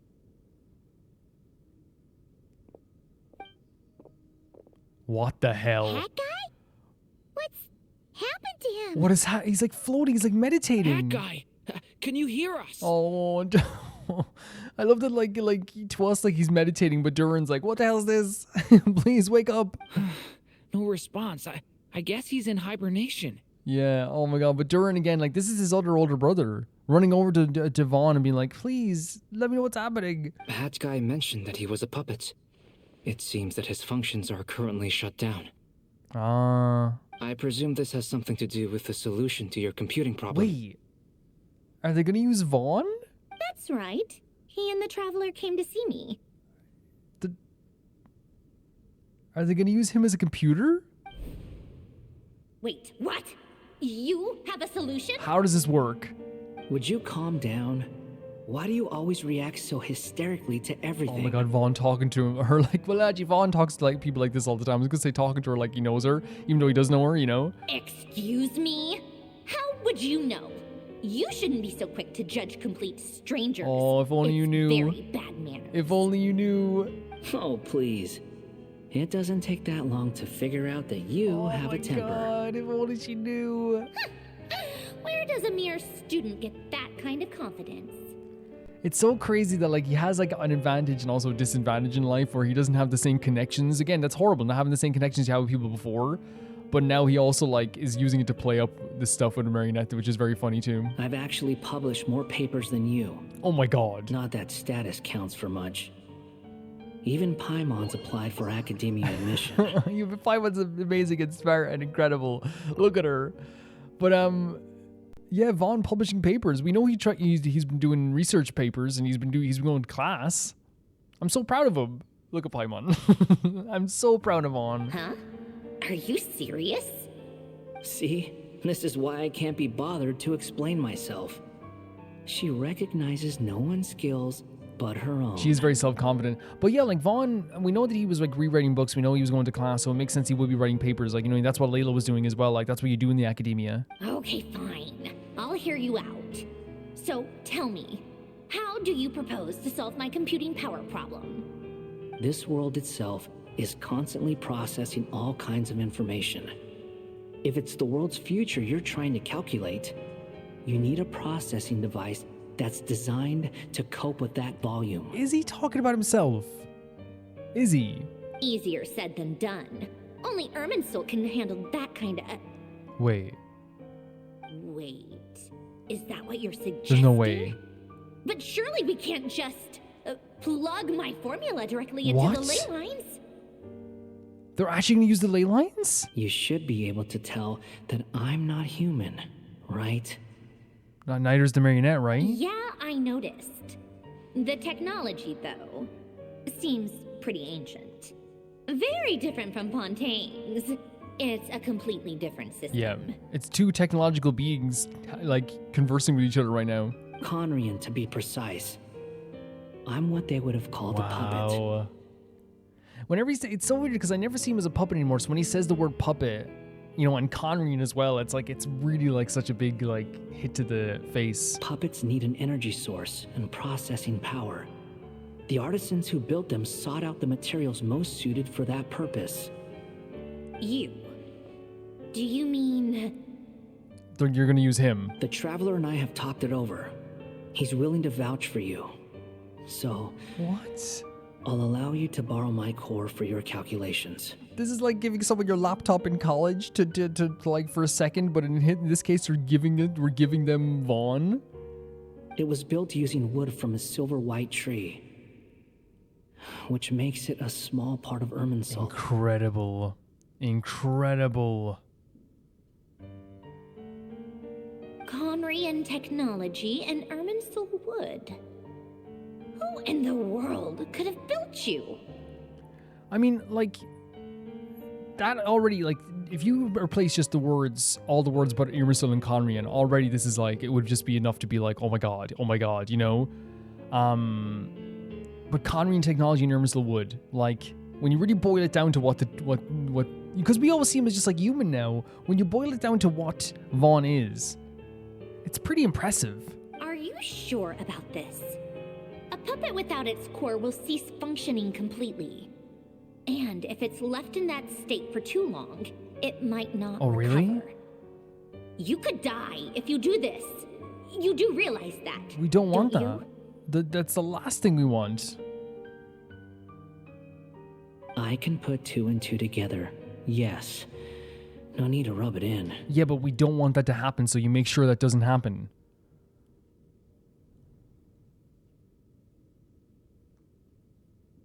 I won't lie to you. This has never been done before. I cannot guarantee your safety. Please, someone guarantee his safety. Please. Doesn't matter. I'm prepared for the worst. Oh my god, Vaughn. And this is the thing, I don't believe in saviors. I don't believe in saviors. Let me do something again that proves me wrong again. You know?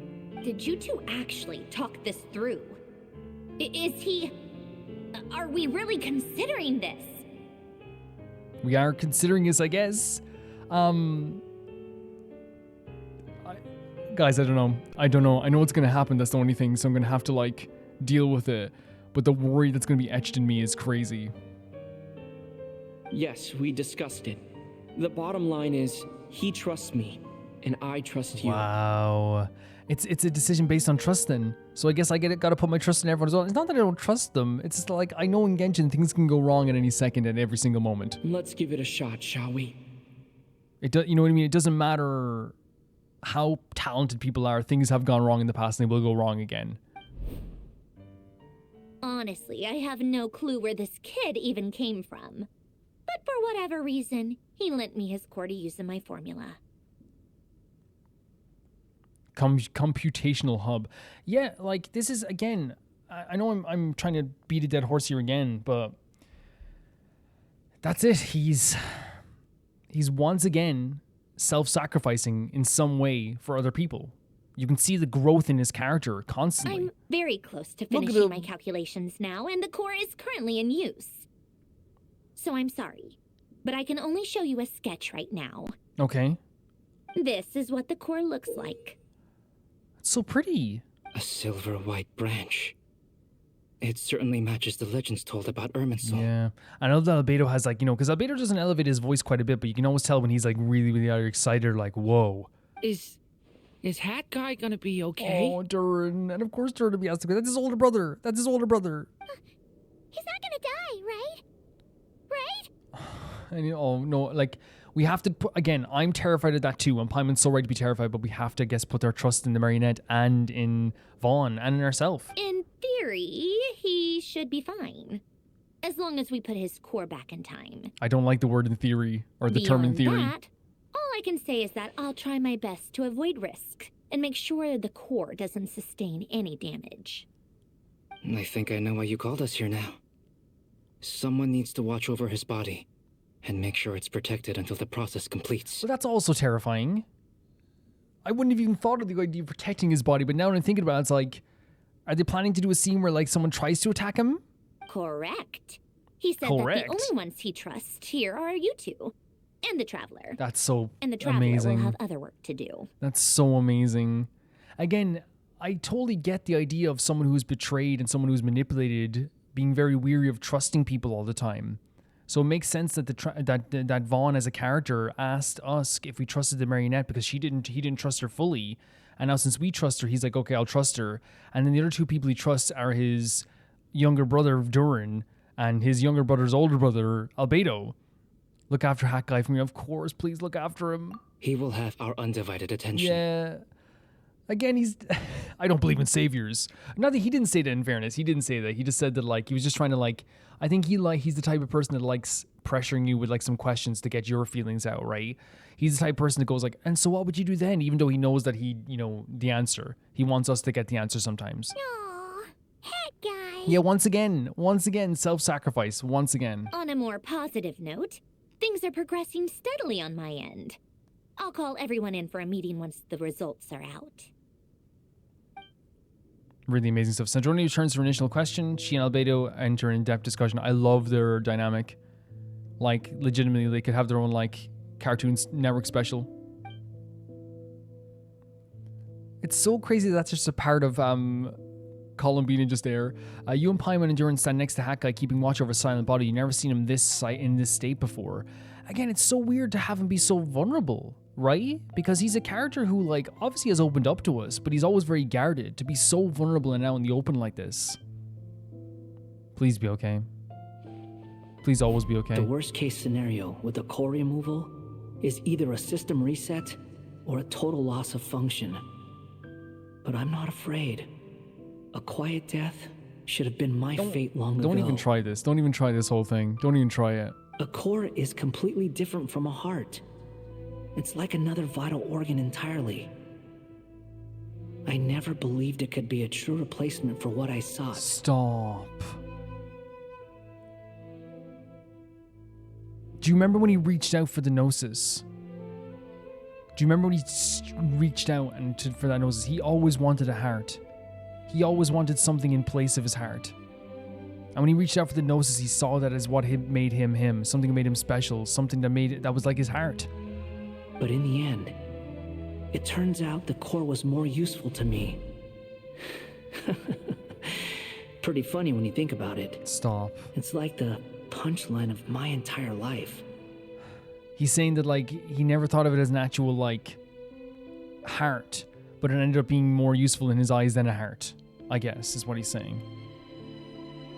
Do you think there's any difference between a puppet and a human? If not, then this would just be another samsara.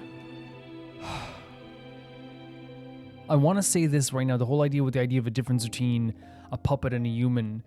Like, I think that Vaughn, to us in our eyes, is more human than puppet. I think and even if he was a puppet, he's a puppet that we love dearly. Right? He's someone that we adore. And I feel like it's one of those situations where he's always going to have in the back of his mind this kind of very flippant attitude about himself, right? But I think it's also like his way of coping with like his cravings for love and stuff like this too, like as a way to like kind of be like kind of, do you think there's any difference? Do you think there is a difference? Like asking and referring to himself like as more like as a machine than a human sometimes. And saying it was just when there's samsara. The samsara was like that's when everything like, it's like time weirdness, right? I have already experienced both a past life and a next life. They're doing a really good job of directing the scene as well. Part of me wonders whether I'm only capable of making this decision because I've become a real human. What's with that expression? Isn't this a good thing? Sandrone will succeed, won't she? She has to. So when he says I'm only capable of this because of a decision because I'm becoming a real human, is he saying that like now that he's like decided to help us with this and decided to do this is because he's also become a real human? He said I've already experienced both a past and a next life, which means he's already like experienced what it's like to have his life. Like he's had two different lives. He's had two different experiences, two different situations, like a totally different person, two different memories, two different places in this world, And then, so I wonder if he's saying here, then, a core is completely different from a heart. It's like another vital organ entirely. It's never really true in placement for heart, but it ended up being more important for his heart. But he's saying it's a punchline for his entire life that, like, the thing that he sought out, which was a heart, it was another vital organ that became more important, I guess? She will. We all have to persevere until this is over. I agree. That's right. And I'll protect you all until the moment of victory arrives. You absolute sweetheart. You suddenly feel like the concept of time has become blurry. It rushes forward for you, yet marches backward every step. Colombina takes silent yet turbulent. Dottore's words echo in ears. These 4 divisions anchor the world and shackle who lives in it.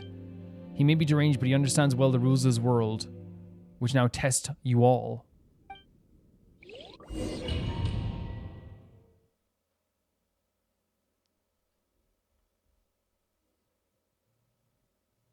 Okay, bring me this now.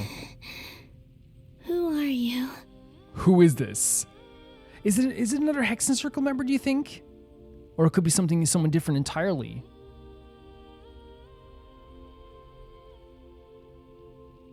Do you think it could be? I know I'm asking these questions when they're right in front of us. You know what I mean? Like, but still, yeah, that scene with Vaughn was so interesting because again, I probably people have different interpretations of like what he was saying there, but I feel like from my perspective, he was equally trying to ease our hearts of what was happening, but also at the same time too, he was, I feel like, trying to justify what he was doing. And also probably make himself feel better, but also trying to understand like the journey he's been on so far, talking about both of his lives, talking about like, him becoming human and being able to do this type of stuff like for people as well. And also talking about the idea of like his core not exactly being a heart, but maybe being another vital organ instead. And there's like an irony to the fact that like the thing that he sought for so long wasn't the thing he got, but it was more useful than the thing he got in the end. Who is this person? Call me Sonnet. Sonnet? You have the same power as Canon. Who is this? Sonnet? Sonnet, your hair is like vibrant red. What is that behind you? It's like a moon. Wait.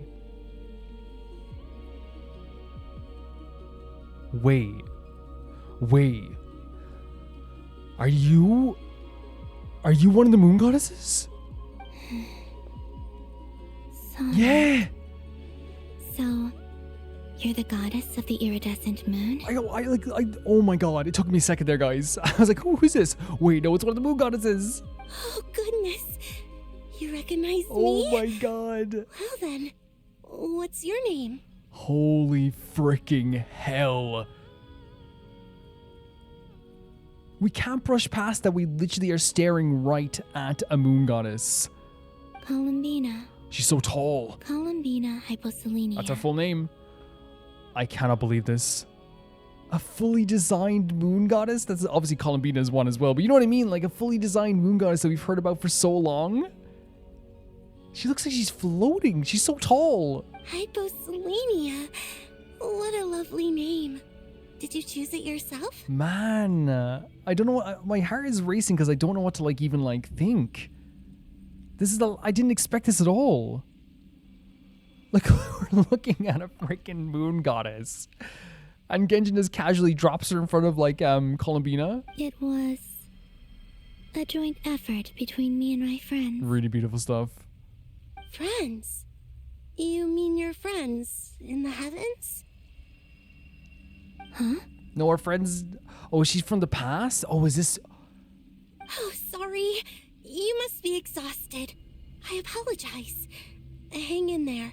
Let me introduce you to my older sisters. Do you think this is like a version of them from the past? Older sisters. Oh my god, we're going to meet all... We're not going to... Is there going to be a design for each one of them? Of course... What am I saying, guys? I'm all jumbled. This is incredible. Do you mean the other two moon goddesses?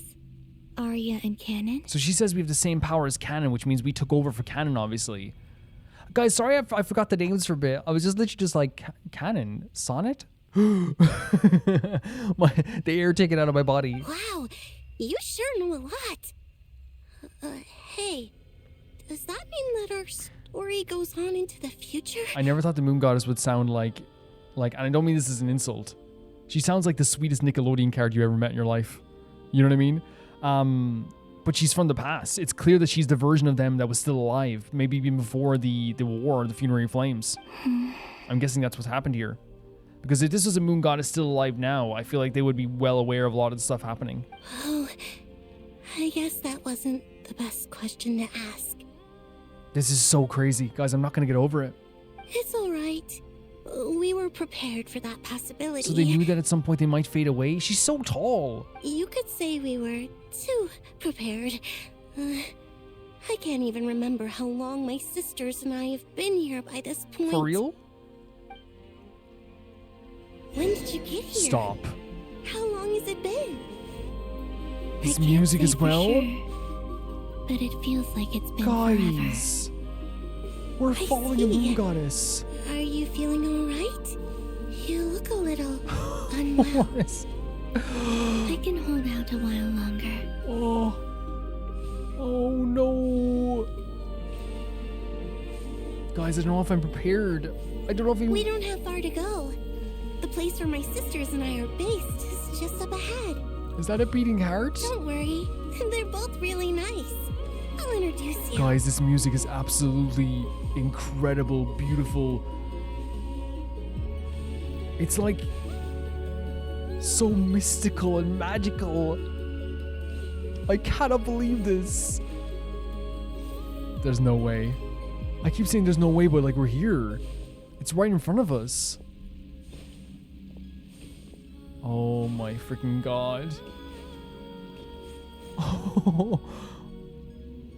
Which one's? I'm guessing the one on the right is canon. Sisters, I'm back. And look who I've brought with me. Sana is like has the sweetest voice in the world. Stop it right now. What the hell? You look like you were like I don't know, you're the when you look up goddess, it feels like this is what you would see in the dictionary. Oh my god. Your hair is stunning. Holy freaking hell. Guys, I can barely breathe. What is happening? This is more than surprising. It's our lovely little sister, born in the far future. This doesn't feel real. This doesn't feel real. The pleasure is all mine. You okay? I feel lightheaded, guys. I just literally like I looked in her eyes, like, and it's not just like her design itself. It's the fact that they're all here. It's the fact that they're all living and standing here. This is my favorite design. Her hair is awesome. Allow me to introduce you to Colombina Hyposelenia. This is Arya, the goddess of the eternal moon. Sorry, and that's canon, yeah? And this is Canon, goddess of the frost moon. Canon, don't you think Hyposelenia's power is similar to yours? I need the other two to start talking, and let's have a conversation. Guys, my heart is racing. It's racing. Hello, Colombina. I apologize for our startled reaction just now. It's okay. And please, forgive our little sister if she's been annoying you. No, she's not. She tends to talk a lot. She's amazing. It's fine. She's actually really, really funny. You seem shy. Don't worry, Colombina Hyposelenia. No one can hurt you here. Thank you. Could you tell me where here is? Look at them all together.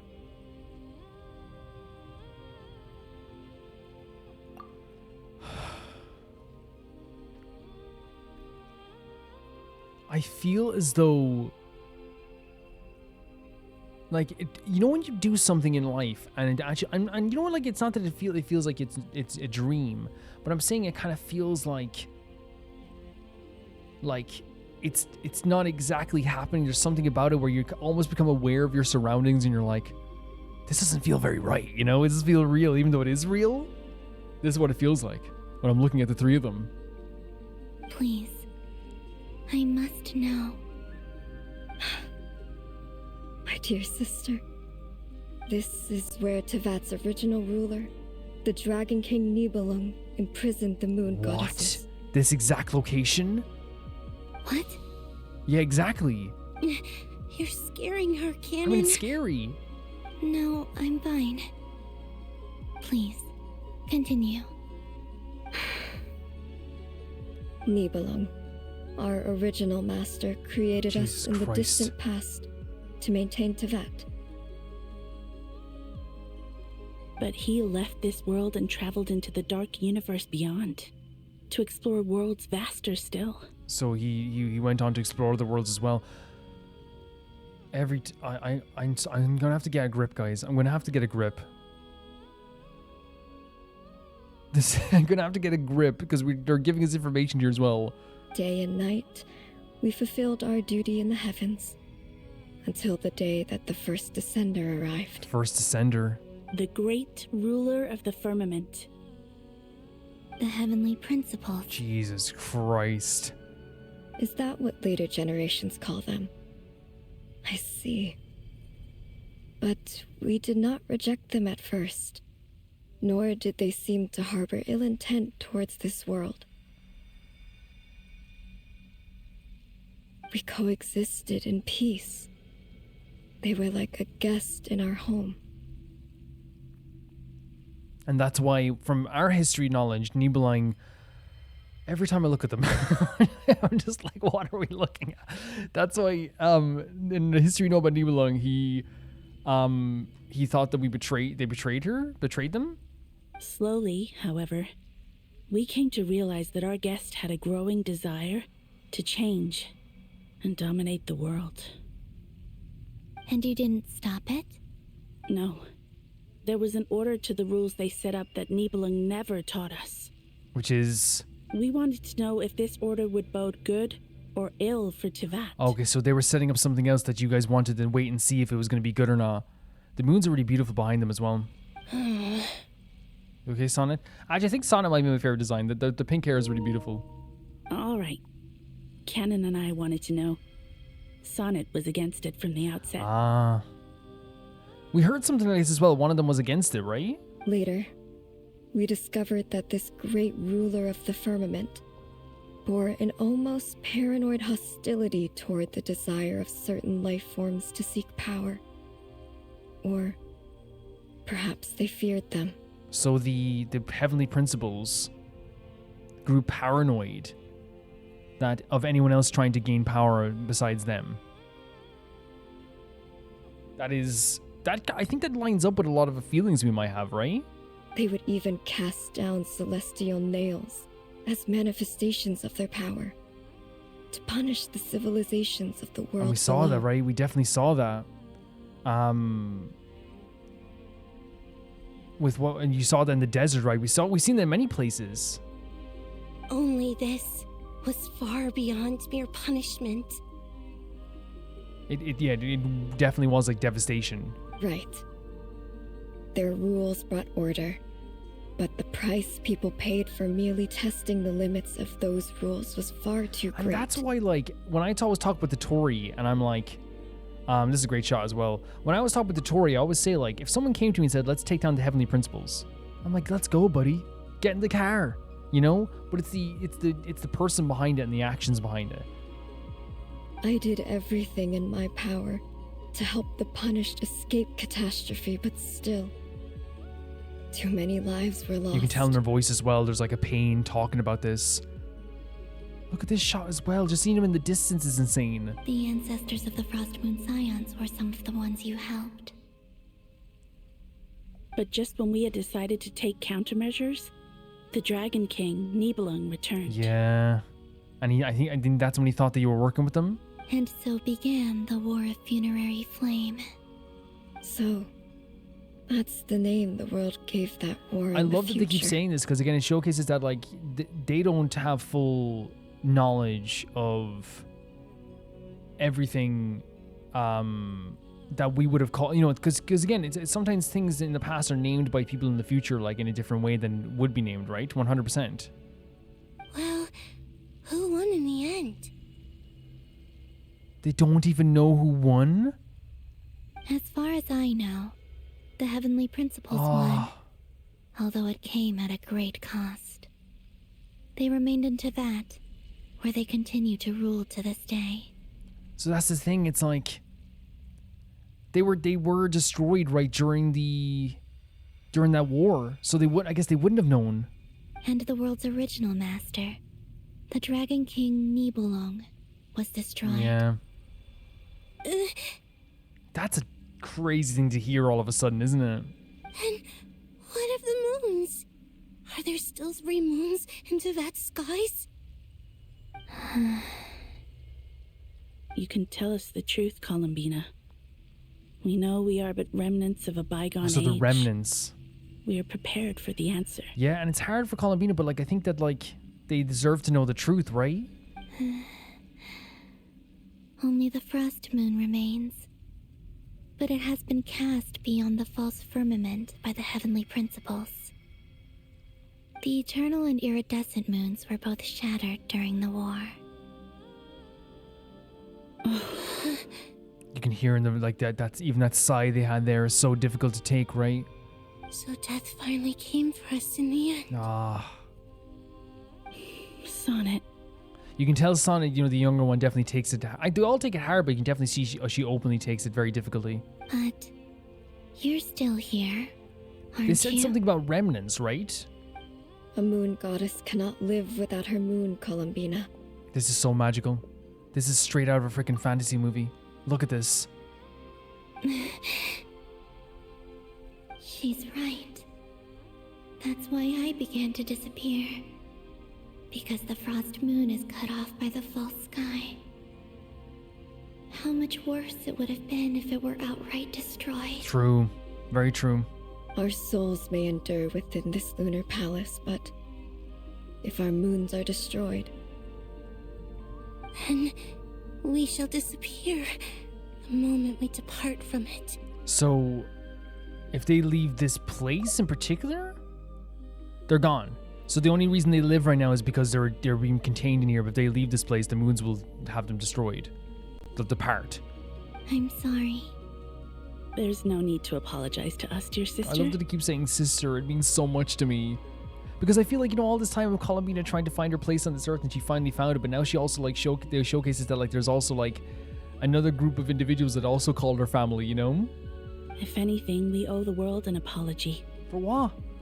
If only we'd decided to act sooner, rather than arguing amongst ourselves. This is how I know that the moon goddesses would have been on the right side of history in most cases. Because the fact that they can...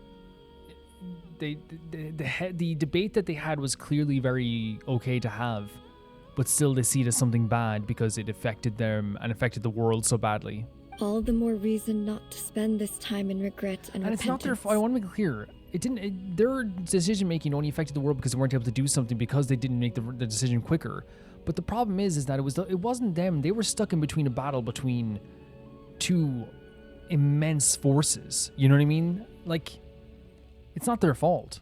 Instead, we should focus our efforts on how we might help our future sister. Future sister? Sorry? Don't you see, Colombina, your story is not yet over.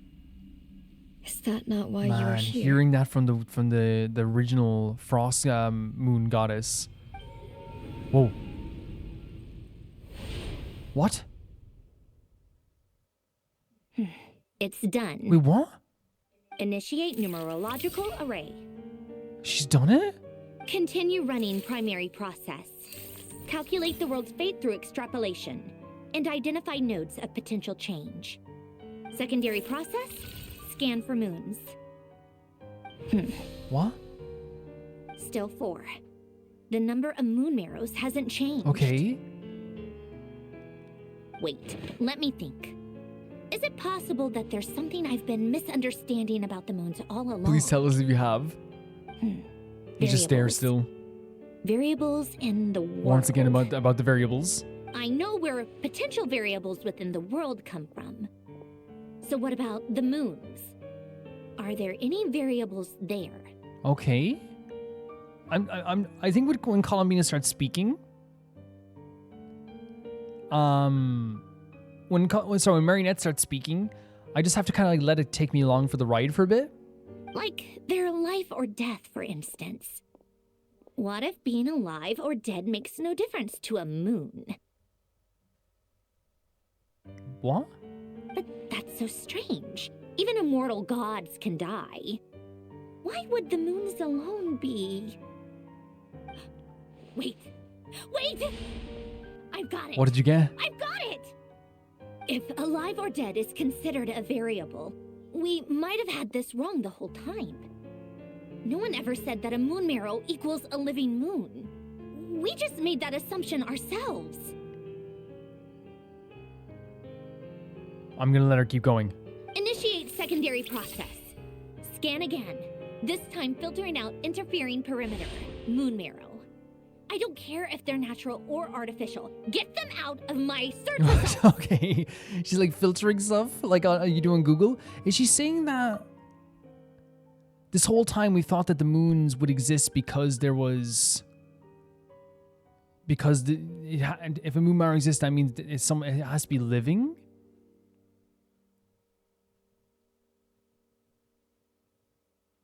So what if it being... So you can... So... It can be dead and still be sensed in some way? Is that what we're getting at? Why? It says 3 moons still exist in Teyvat, even after excluding the moon marrows. But we know for a fact that 2 of them are dead. 2 of them are dead. Redo the scan. Oh, yeah. Narrow the results to living moons and real moons. No. Oh, she's going crazy here as well. Narrow it down to moons that have lunar authority and remain alive. Why?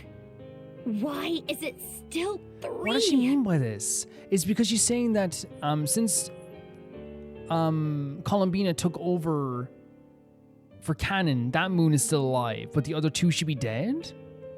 But she's saying now that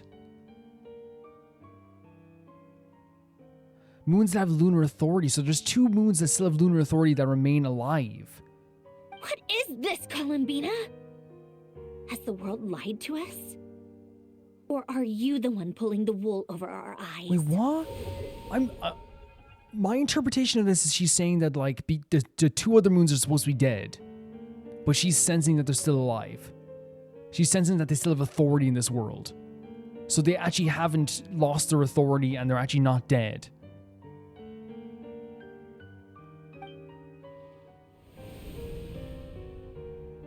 She's right there, the part of Colombina. So, you think what is that happening? The moon's reflection might be where Nibelung imprisoned the 3 moon sisters?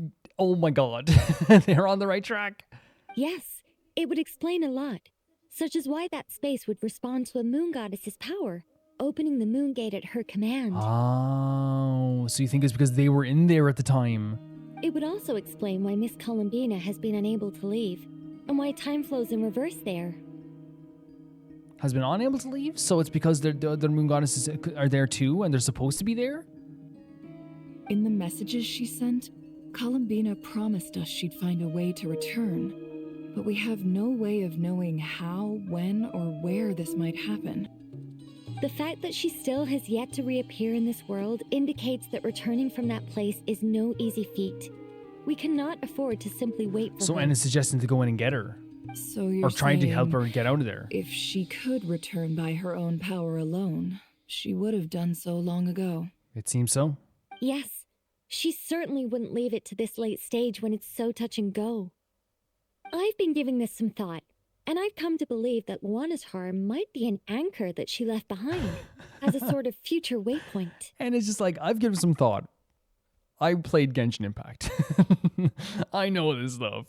This could also explain why Luana's heart is always by the traveler's Jesus side. Christ, and I mean, this is Hexen Circle, right? Like, I'm not surprised that the Hexen Circle members are able to like figure this stuff out. Sounds like a plausible theory. If that's the case, there must be some criteria we need to fulfill to allow Colombina to return to the present. 100%. Maybe to do with Luana's heart. The question is, what could they be? Hello? Listen up. This is extremely Oh my god, important. Frantic Marionette. Sandra and Frantic relays her great discovery.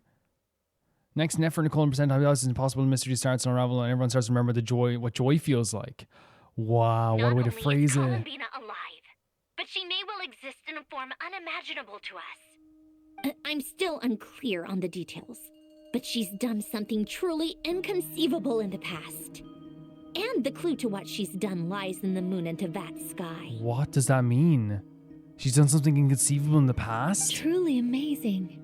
Oh, I'm so delighted. I love for that everyone's her. kind of happy because they know there's, that she's alive for sure. I'm sure we all feel the same.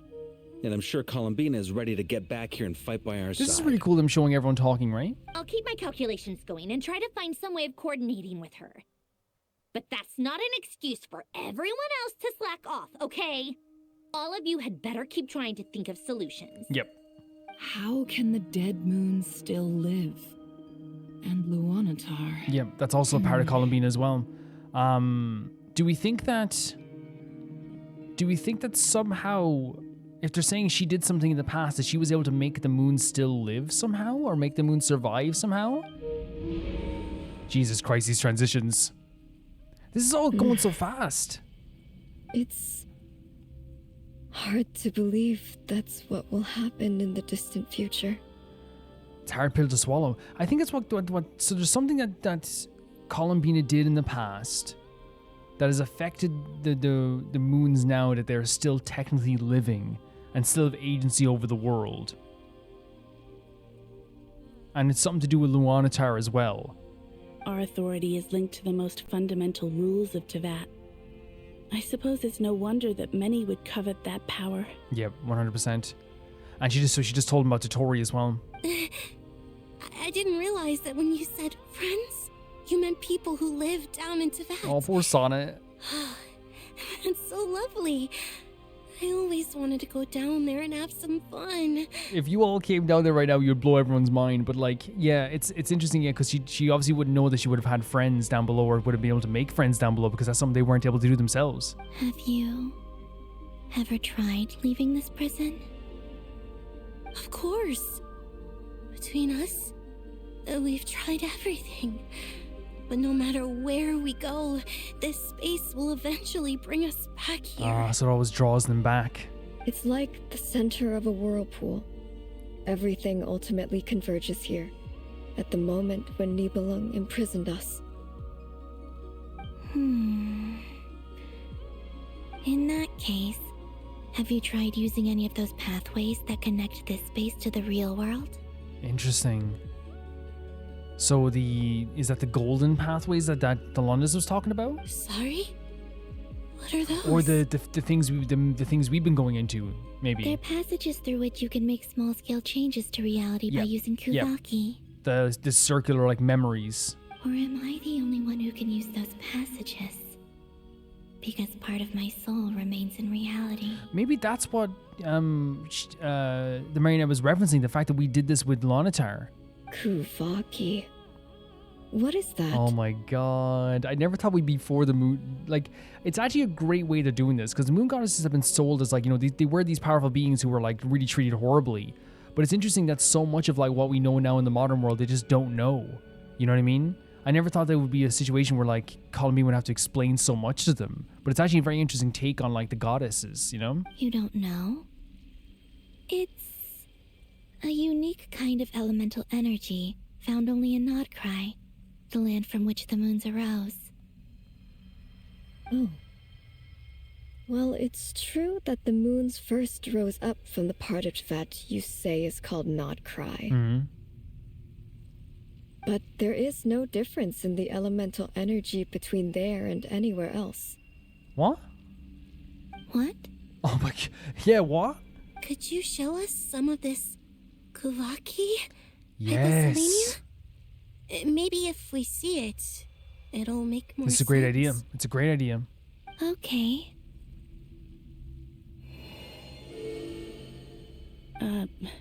Isn't that just your power? Wait. What? But it's everywhere no. in Krai. In the air, what? In the land. Even the creatures who live there have adapted to its influence. Wait. But they just said it's her power. How curious. This Kuvaki certainly did not exist anywhere in the world before we were in prison. I'm getting chills. Is the Kuvaki energy that she uses, was that or that everyone uses, did it originate from Colombina? Let alone influence living creatures. So, how exactly does it affect them anyway? Can they float in the air like us? I mean, I'm sorry, I'm just really jumbled right now. This is so strange. Why would their reality differ so much Do from you think Colombina was the originator of this freaking power? Colombina. You're looking for more than just a way out of here, aren't you? Or maybe that's what the marionette's talking about. Like, it's her power. Because they said, isn't it just your power? Yes. If I am to help my friends, I will need trilunar authority on par with that of our foe. Yeah, he's really powerful right now. You mean you'll need our power? Oh my god, yeah, they're right in front of us. This sounds extremely risky. The Three Moons' powers are not mutually compatible. Concentrating them into one goddess would be a very painful process. Oh yeah, we heard they reject each other, and right? If anything goes wrong, it could tear you to pieces. Horrific. I know. But I'm willing to take that risk. Look at her go. Even so, let's say we successfully transfer our authority to you. How will you take it outside this prison? That's another thing. Niblin constructed this realm specifically to prevent us from using our powers to interfere So in this his was the war. cage. He constructed this whole place, and it's technically their cage that we saw on the mural. Remember the mural we saw? So it was specifically this that he constructed. No moon goddess can leave this place alive. I don't like the way they said alive. What if Yeah, I don't like leave this. alive? I don't like the way they said this. These transitions. Where do we even start? How are we supposed to figure out what we're meant to do to help Colombina? These transitions are great. It seemed to me like there's something that Colombina did in the past that has to relate maybe to like Lunatar and maybe also like her Guvaki energy. Because they don't just do things for no reason in Genshin. There's 100% the moon goddess saying to her, Arya saying to her, isn't that just your power? It's her saying like, that's just your power. What are you talking about? So somehow she like her, if it is her power, somehow like they utilized her power in all of Nod Krai. Luanatar's like, look this way. Colombina, what do you need from us? We'll do anything. Luanatar's like getting desperate as well. If she really got to the beginning of time in there, how do you think she'd leave us a message? You don't think she'd write it down on a stone tablet somewhere in the hopes that we'd find it, do you? That's an interesting thing. Thought it was like a Conrian tablet? Seems unlikely. Yeah. Colombina may not talk a lot, but she thinks deeply about issues like this. She's very smart, and she's very caring, and she's very thoughtful. Let's review what we know. This is the Colombina who fought alongside us against the Rächer of Solnari, and with whom we celebrated Moon Prayer Night. Yep. She knows our personalities, our ways of doing things, even our unique strengths and abilities. She sure does. So, if she wanted to tell us something from a long, long time ago, what would she do? Oh. You got something? Luanatar. Yes. Yeah, she said Luanatar here. Traveler, you once said that those golden ripples also appeared when Luanatar was born. What if Colombina left Luanatar here, not just as an anchor to the real world, but for some other purpose? Like we could use Luanatar to find Colombina? If she is part of Colombina, and Colombina knows that I can see past events through her. Oh yeah! Like when you peeked into Rächer's past through his heart. So we can peek into Colombina's past? Nefer, wait. Why does she have to wait? If you're right about this, and you can really see past events through Luanatar, your eyes, they'll... What will happen to her eyes? Oh, I know. Looking at Rächer's past in Conria was already enough of a strain on my eyes. Looking this far back into the past... So the further you look back, the more strain it is on her eyes? It'll surely blind Forever? You don't have to do this. But it's our only chance. No, Nefer. This is the only way. I understand the idea of self-sacrifice for these situations, but like, Jesus Christ, you know? Boss. And this shows how Nefer has always cared. And I've said this since the start, but like, this is a big task, a big ask. We spoke about this once, a long time ago. Do you remember what I said, Yehoda? The day I lose my sight, no. The Curatorium of Secrets will be yours No. to run. Not that I don't believe in Yehoda, but like... But... What's wrong? I'd be overjoyed if I were you. This day's come a lot earlier than either of us expected. She's actually going to go through with it. And then she's passing it on to Yehoda then? My stomach is in bits. I need to know you'll honor our agreement, Yehoda. Never. Promise me. That's so much to put on Yehoda as well. Yes, Boss Neff. Oh, Boss Neff. I promise. This gives so much weight to the situation as well. She's already passing on like her role. Dear Lord. Are you sure you don't want some time to think this through? I think that would be a good idea, maybe. What is there to think through? I should have gone blind after our battle with Don't say Rächer. that. Frankly, it's almost criminal that I got away with it for Because this that's long. the trade-off, right, for what it is, what the power is. Then at least let me take some precautions on your behalf. And if you really do lose your sight, I'll visit your office every day and make sure you're well looked after. Llama. Oh, please, anything but that. I was actually ready to go through with this. Are you trying to scare me into backing out? She basically saying like, hey, I don't want you like taking care of me all this time. As if I could ever scare you. I'll assume you're just joking to calm Their your relationship nerves. is so special to me. You can tell they care so much about each other, but they, there's always a bit of bickering, All right, enough chit-chat. Let's do This is insane, Nefer. This is insane. I understand that this is like our only hope, but it's like also the same time too, this is such a big ask. Anyone who ever said Nefer didn't care, please apologize in the comments. Please. Apologize 10 times over. All done. Good. Now give me some space. Come on then, little one. Show me what happened in the past.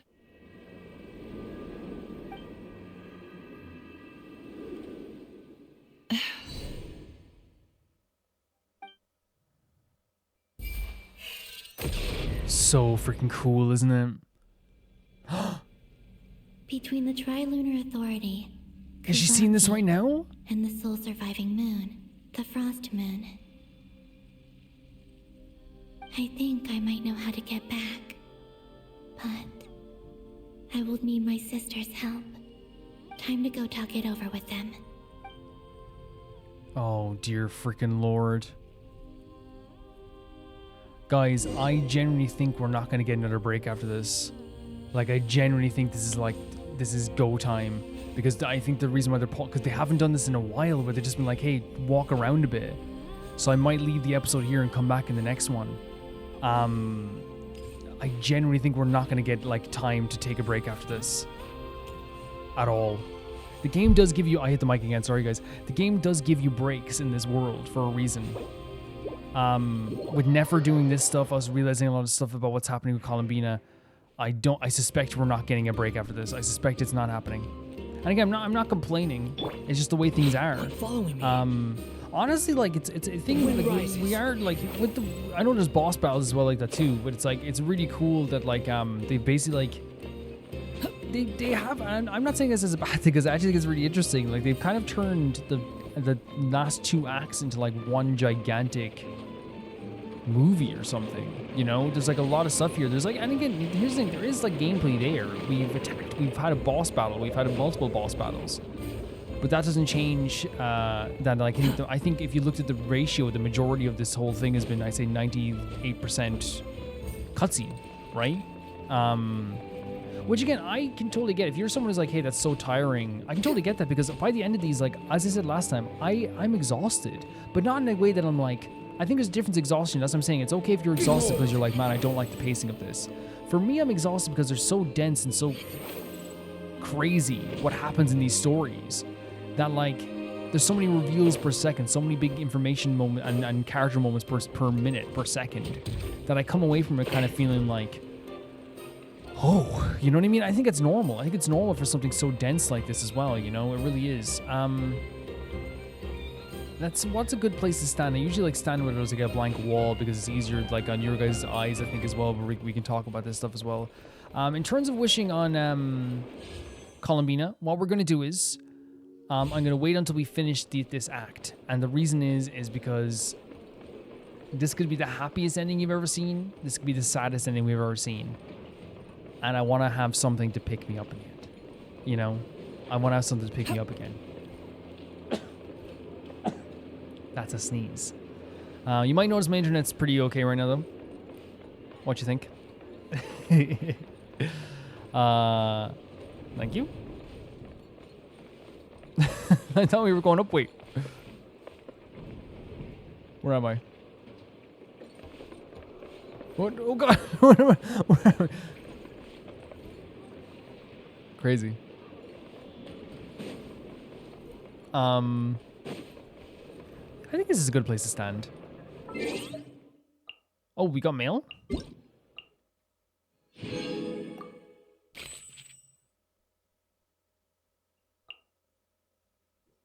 Lovely stuff. I know you guys said you like the red markers up here, so I always try to keep them up here for you guys. You know? 100%.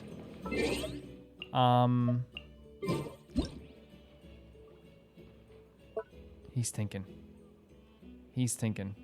He's background blurring. He's autofocusing. He's blurring the distance. He's blurring the radius.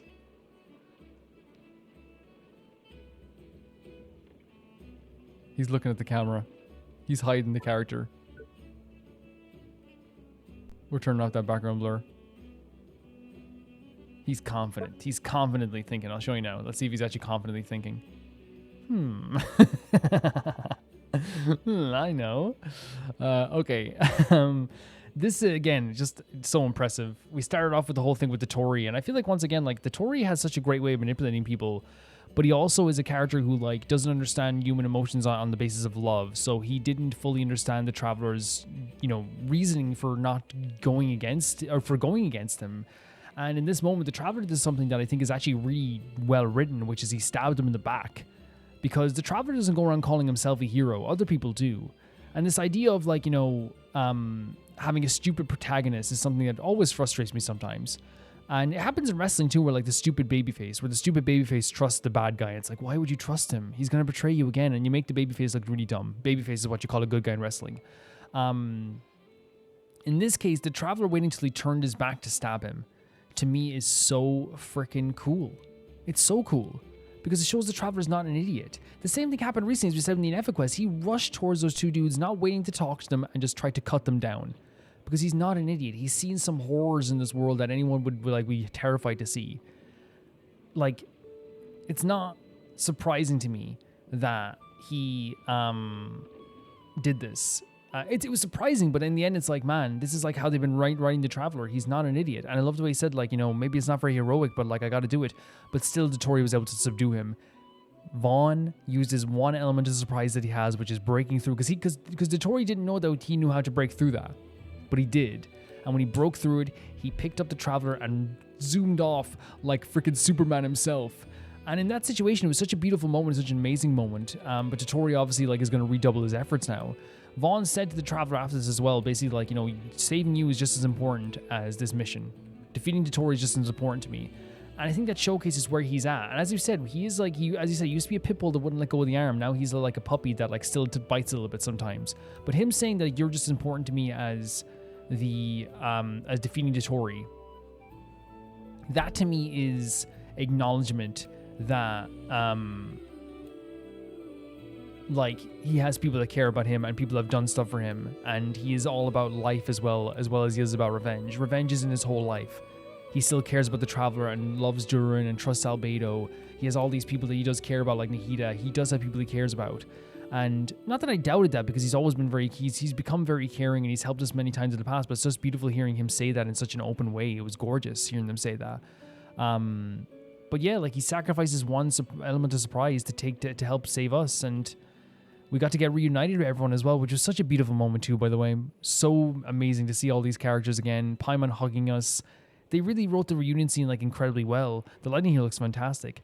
And it made me so happy like seeing everyone again, seeing all the characters together. And I think that was the intention. It was just like a really beautiful moment, seeing everyone smiling and laughing and happy. The traveler's back. And also people proclaiming that they cared about him. You know what I mean? Even like the knave was like, yeah, I'm friends with him. Of course I care. That's my friend. You know, he's back. And people were very, very delighted to see him as well at the same time too. Colombina met with Rächer and Tholindis, and this to me was like a huge moment because it was one of my favorite moments in the entire game and this entire quest. There's always a worry with a game that they will try to redeem a character who has done some stuff that cannot be redeemed. There's always a worry. And Genshin, being a game that I've trusted so much, made me trust it even more because the way they've written off, if this is the way they've written them off, and interesting, even if they don't write them off this way and they show up again, I feel like this will be their last gigantic moment in the series, right? 100%. Rächer and Tholindis getting a fitting ending. Not a fitting ending to... Here's the thing, I want to make it clear. Rächer, like, what he did to those children and to all those people, like, a fitting ending in a lot of people's eyes would be, like, torture. You know what I mean? But I'm saying in terms of story writing, the idea of these two people that lied to each other this whole time, that lived together but never were truly together, now want to be together but never can truly physically be together again, but they have to imagine that they are together in the end, is actually like a really beautiful way of ending this. I love that Rächer didn't shy away from the fact that he knows he's done some absolutely horrible things. I love that they didn't do a thing where Colombina said, you truly are, you know, a good person. She never said that. She never said, you truly are better than you would hope. What she said was, Dane loved you at one point and he cared about you. So much so that he was worried about even trying to fight you. She said then that like she would help him talk to Tholindis because again, she's a freaking saint. If Colombina said, I'm not going to do that for you, who's going to say you're wrong? Nobody. She would be so within her right to do that. 100%. But she did it, and like, you know, with Tholindis as well, who also did wrong, sweeping out a rug. As soon as she found out about like what Rächer's doing, she definitely tried to sweep it as well. But again, it was really beautiful the way they did this. To me, it wasn't forgiving Rächer or Tholindis for anything that happened, or Tholindis for what happened. It was acknowledging what they did and giving them an ending where it's not a happy ending. It's not. It's an ending where they forever have to imagine in their mind that they're sitting together. They're in the same room once again, but they're not able to touch each other, just like they were emotionally not able to touch each other when they were back doing all those horrible things. An incredible scene. I love as well that the Rächer didn't do, like, because again, I would have been so frustrated if Rächer did the thing where he's like, let's make a deal. And it's like, dude, you owe everybody. Everything you ever said, you owe everybody. And of course, Tholindis also helped Colombina with the moving on the pathways as well, which is really, really important also. Yeah, really, really important stuff. The whole conversation surrounding all these, this whole situation then was how to to save Colombina, because we need her on our side. Because Dottore is so powerful that we can't actually defeat him by ourselves. We saw what he could do. The Traveler stabbed him in the back, had the elements of surprise, and still Dottore knocked us to the ground. It happened. And I think that's like such an important detail, is that no matter how powerful we are, Dottore has the power of the Trilune. It's scary. It's terrifying. So getting Colombina at least on our side is like a really important thing. And we're all coming up with like these ways that we could do it, these possible ways we could do it. And in the end, we found out from, we found out that we could use in some way Vaughn's computing power as his core, that is a part of Irminsul. Like it's like a database in itself to find out more information and on what is happening with Colombina and how to save her, and so that the marionette could use his power as well. They did this in an amazing way, by the way. They had Colombina basically say, like, I need to help her now, and like, you know, you saw she cared so much about Colombina, but they also had her kind of like hide that as well. But also the amazing scene I'm talking about as well is like Vaughn and the Traveler both talking about what is a hero, both talking about what is a savior.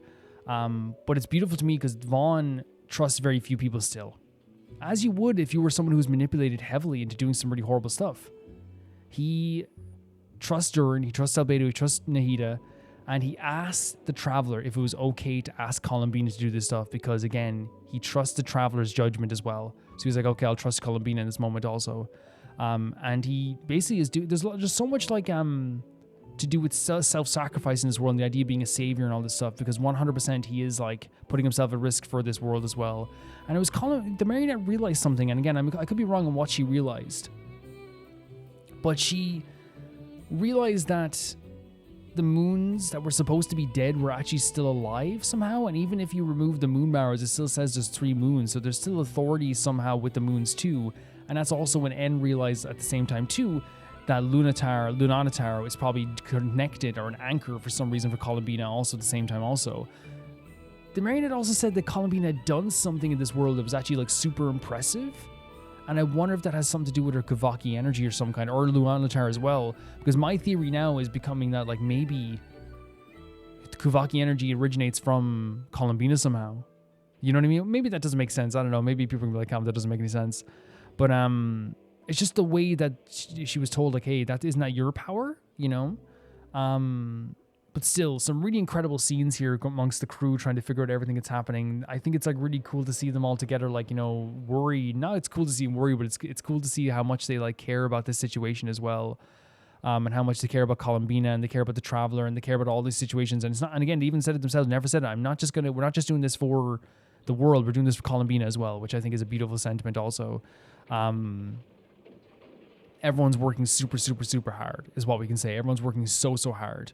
And for the first time ever, we got to witness the 3 moon goddesses in the flesh. Now, technically not in the flesh because they've been trapped here by Nibelung. They mentioned this place that we're in right now was a cage built from the Nibelung, so they couldn't get involved in the war. Because they were like, they took their time in deciding what they wanted to do when it came to the Funerary Flame War. But seeing those 3 was like shocking. Because I didn't expect them to do this type of stuff. I don't know if they showed up in the trailers as well. Let me guys know if they showed up in the trailers. I don't know if they would or they did. Or maybe they showed up in the special. Maybe they did. But when I saw them for the first time, like I was literally stopped in my tracks over and over again. I was so surprised. Not because I think because Genshin's been doing that with the Hexen Circle as well, like giving them physical forms. But because the way they did it was so like, here they are. And they've been built up so much in my mind as well that I didn't know what they were going to look like. I thought they were going to look like fading husks. I thought they were going to look like the ice one was going to be like nearly frozen with like cracks in her or something like that as well. Like I thought they were going to look way different. But they had some really cool designs and some really cool personalities as well. And they didn't know much about the world that had, you know, passed them by. They were even surprised to find out that, you know, what happened in the war, because again, they were trapped before the war ended. And that's, you know, they didn't even know that the Heavenly Principles had like succeeded. And it was basically like they realized the Heavenly Principles were bad because they started like dropping nails on people as well, which of course was very, very hard as well and very, very horrible as well. But it was a very interesting scene between them and Colombina because it was a reuniting with their sister, but also a worry about how they're going to get out of here again. And Colombina was like, maybe I can get out of here, but I can't get out of here alive. I wonder what that means. Maybe it's something to do with a soul. I hope she doesn't do a self-sacrifice thing again. I can't handle that. But somehow she's going to use the help of these 3 goddesses, or maybe talk to them to maybe use their Trilune to battle against Dottore. But yeah, this scene was incredible, seeing all the moon goddesses together, getting to converse with them, getting to see them talk to Colombina. I was actually like, you know, as I said, like stunned most of the time, just because seeing them in the flesh is huge. It's huge. And their designs were amazing. Like I would say my favorite design is like, I'd say Sonnet. I say Sonnet just because like the hair is so cool. And again, it helps that she's like a really adorable, sweet character as well. But they treated Colombina with like a lot of respect as well. It was even cool seeing them be like, they were shocked to find out she made friends on the earth below, because again, that's something they never got to do as well. But you realize even now, like Genshin does this quite a bit. Even the goddesses who are like these all unbelievable powerful beings, very grounded and beautiful people who just are very nice and, you know, caring. And they never wanted anything to happen that happened to this world to happen, but it did happen. And you could sense that they were like very, very much in turmoil about all these situations as well. But yeah, like Colombina used their power and said, this is Kuvaki. And they said, that's just your power. So I'm wondering if Kuvaki energy somehow comes from Colombina in some way. Like she's like an originator of it of some kind. We're going to find out, I bet, in this quest as well, for sure, because that's what everyone else is trying to figure out now. And now we're in a place where Nefer is going to be using her eyes once again to try and look up where Colombina is, all the way back into the past of like the original aspect of this world where Nibelung. And if she uses her eyes too much, she will go blind. Again, this theme of like self-sacrifice and everyone doing everything they can, even putting their own lives and body parts and worlds in danger to save Colombina is like a huge deal. It's a massive deal. And it showcases how much this is serious. Because not only that, like they showcase in this way how serious it is. Everyone's doing their part, but also everyone's willing to put their life on the line and their bodies on the line. But not only that, they're also warning all these different worlds. They're warning people in Sumeru. They're saying they should stay behind to defend themselves. It really makes it feel like this is a problem on a mass scale, and I think it's intentional in the way that they like 100%. Even the way that, like, you know, the knave talks to the marionette about how, like, you know, yeah, we have to kill Dottore if it goes too far. All of this is set up in a way that showcases Dottore as one of the most powerful villains, the most powerful villain we faced ever in Genshin. He is a villain that they have set up now where everyone is afraid, everyone is worried. Regions are getting warned. People are sacrificing themselves just to get Colombina back on our side so we can fight him somehow. And to save Colombina. I know it's to save Colombina as well, but there's so much going on in that sense that it really is like a terrifying villain. Will you be joining us? Then it's settled. Yes, in my summary of all of the stuff that's happening, honestly, I know there's like some more details there as well, but like I love the Ruyer scene. I think it was absolutely fantastic. And like, again, as I said, it wouldn't be wrong for have his final scene being him dragged up to hell. That would also be good, but I think it's also like a very psychological punishment to be trapped here forever. I loved the dynamic between the Traveler and Vaughn again, and Vaughn and everyone else here as well. I love Vaughn saving the Traveler, such a beautiful moment. Getting face to face with Dottore, even though he couldn't actually destroy him, choosing to save the Traveler rather than use his ace in the hole to kill Dottore. The marionette being so flustered because she loves the Colombina so much that she was willing to do so much to help her, and she's been so flustered, like trying to help her in some way. Everyone trying to do their part. The reunion between Paimon and the Traveler, the scenes with the moon goddesses, and even like the smaller moments where you can really tell that people are incredibly worried when they're talking around the table. They're frantically trying to figure out what to do. This is really well done. It really is. And with that, guys, I can say thank you so much for watching this episode. If you guys want to see these episodes early, they do come up early on Patreon and YouTube memberships. You can check that out, and it actually will work out very well for you. Hopefully it'll work out very well for you. This is my patrons, the highest tier. If you want to get this here, it's $17 in America and €15 in Ireland and the Europe place. And basically, you get your name read out in every single video. And if you want to do your name in the credits of every video, you can do $12 or €10 as well. So you can have that as well, and you'll always be in every single video forever. It's not like I'm going to go back and cut out your name somehow afterwards. Thank you to Ty Fur 2, Jamie Bull, John the Banana, the Ghost Unizuma, Delicious Felix, Yuld, Radish, Alusta, Assassin, True Peanut Butter, Peter Shelson, Liam, High Kasperian, Jared Beanham, Neo Sharrick, and the highest tier of my YouTube, Royal 7, and Velasco, and Lucinagi. See you guys soon. Bye-bye.